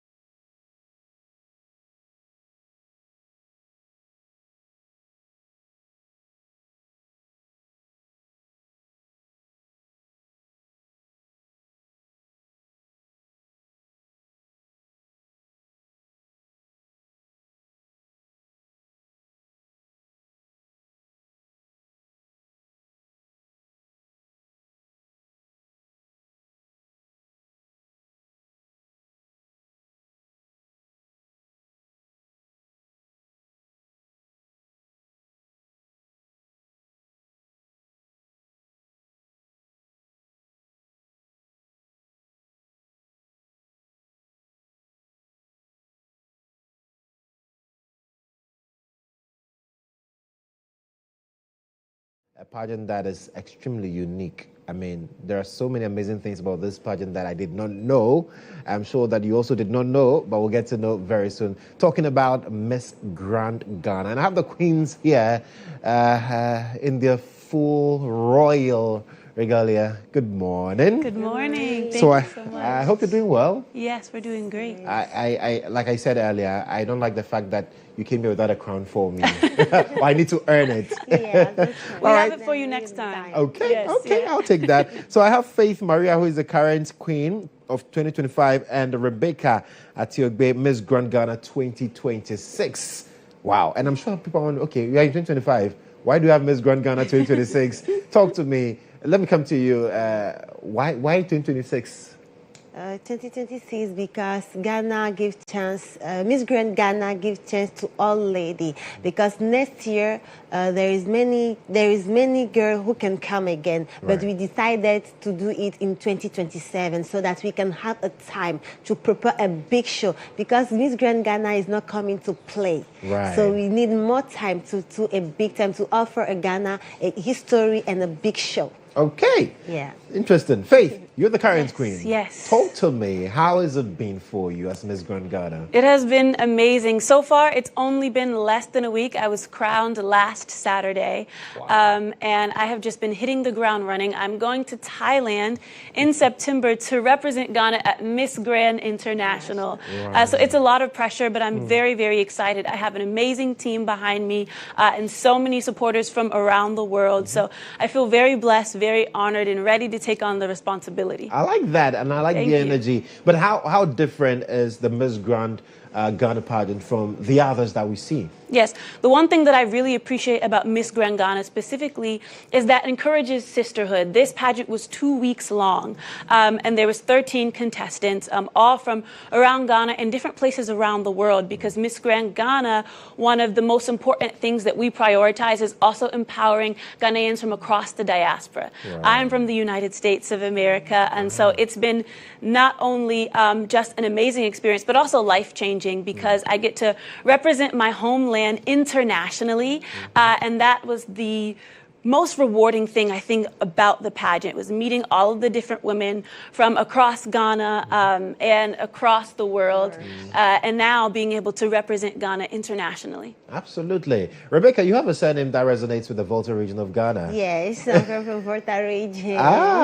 Interesting. So talk to me about how excited you are about the fact that even though she has a month, you're going next year. Yes, yeah.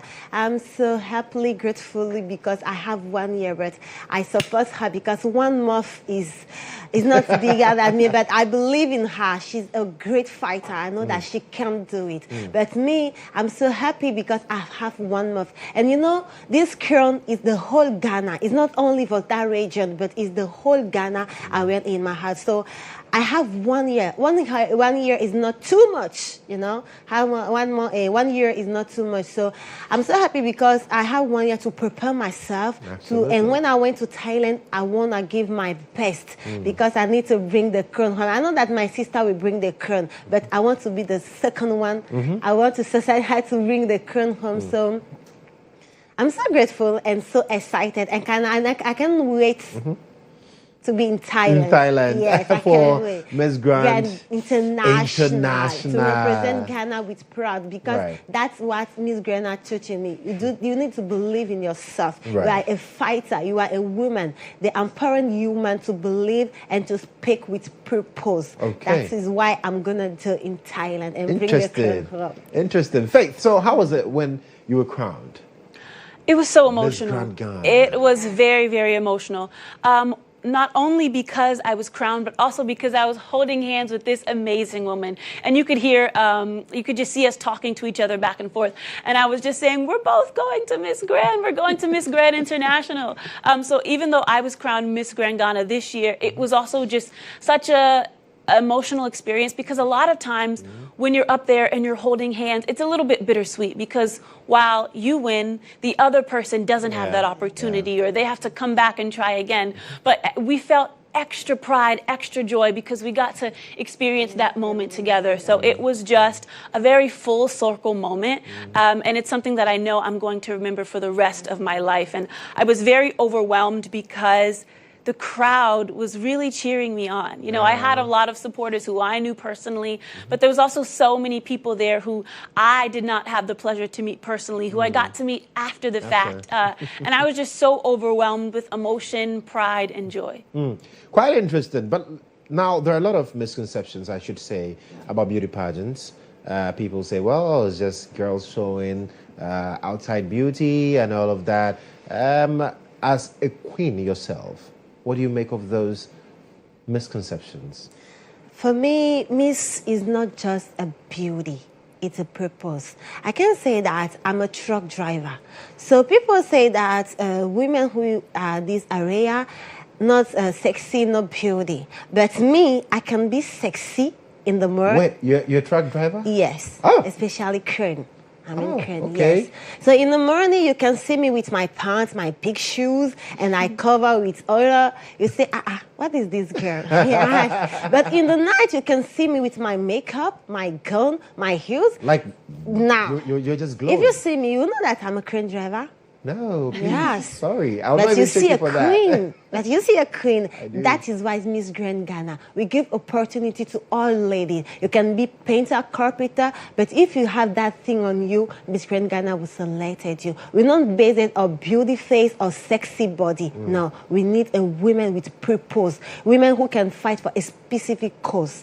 That is Miss Grand Ghana. Absolutely. Now, Faith, you say that you're from the United States of America. You have roots here in Ghana. Yes. Which part of Ghana? Yes, all over actually. So one of the reasons why this is so special to me is because as I was born and raised in the U.S. And for a long portion of time I didn't know my heritage, and so I found it out with a lot of digging and DNA ancestry, and that's what brought me to Ghana. So being able to represent Ghana, it's not just for me; it's for my family, it's for my ancestors, and I want to use the platform that I have to empower people from across the diaspora to be able to come back home. Absolutely. Yeah. What about you? Volta region, but where are you from? I'm from Volta region. Okay. Yes, especially Volta region in south of Ghana. So this crown is for Volta region first, for my family, and for the whole Ghana. Okay, but do you live in Ghana? No, I'm not living in Ghana. I live in Togo. Okay. Yes, I live in Togo, but now I'm come to live in Ghana because now Please, you're representing Ghana, so I'm not to live here in Ghana. And listen, I'm also from the Volta region. Volta region. My director is from the Volta region. Quite a lot of people are from the Volta region.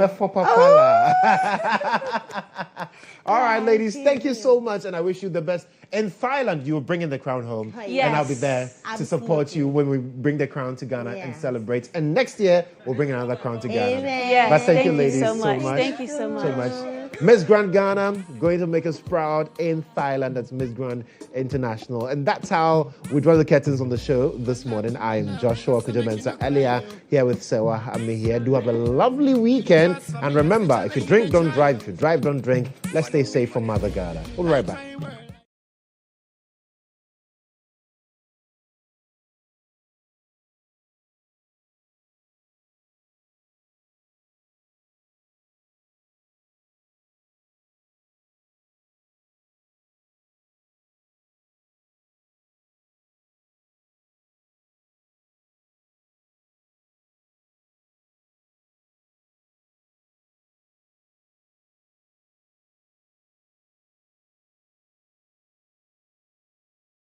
A lot of people are celebrating their birthdays today. If it's your birthday today, happy birthday to you. Thankfully, I have the queens here with me. Okay, so happy birthday to Aja Echampoma. May the heavens continue to smile on you on this special day. Have a wonderful celebration. Have fun, and God bless you, Aja. It's from Benjamin Yamwa, a.k.a. Benghazi, to you. This one says, happy birthday to the General Overseer of Harvest Fields Ministries, Prophet Prince Ohene Bekwe. May the good Lord grant you life and good health. We celebrate the grace upon your life. Happy birthday to you, sir. And this one is to Reverend Prince Agri, one of the wonderful pastors at Holy Hill AG. You are more than a brother, friend, oil pastor to us, and we are grateful to have you, that you are part of our lives. May the good Lord bless you in abundance, joy and peace. We love you. Happy, glorious birthday, so forth. And it's from Pastor and Mrs. Aqua to you, Reverend Prince Agri of Holy Hill, AG. Happy birthday to you, Ruth, the one who brings magic to my life. May your day be filled with sparkles, laughter, and love. You're the best part of my world. And it's from AJ Prince to you. Happy birthday to you, Ruth. More birthdays here. This one says, happy birthday, Rosmo Nasari, a member of Bantuma Keep Fit Club in Bantuma, Kumase, based in Duisburg, Germany, from your best friend, Mr. Platini, also a member of Bantuma Keep Fit Club, and who also lives in Düsseldorf in Germany. Happy birthday to you, Rosmo Nasari. So more birthdays here. Happy birthday to Seth Eskin, my best friend, my partner, and the love of my life. You make every day brighter just by being you. I'm so grateful for your love, your laughter, and your presence in my life. May this year bring you endless joy, good health, and all the success your heart desires. I love you more than words can say. And it's from your lovely wife, Rhoda.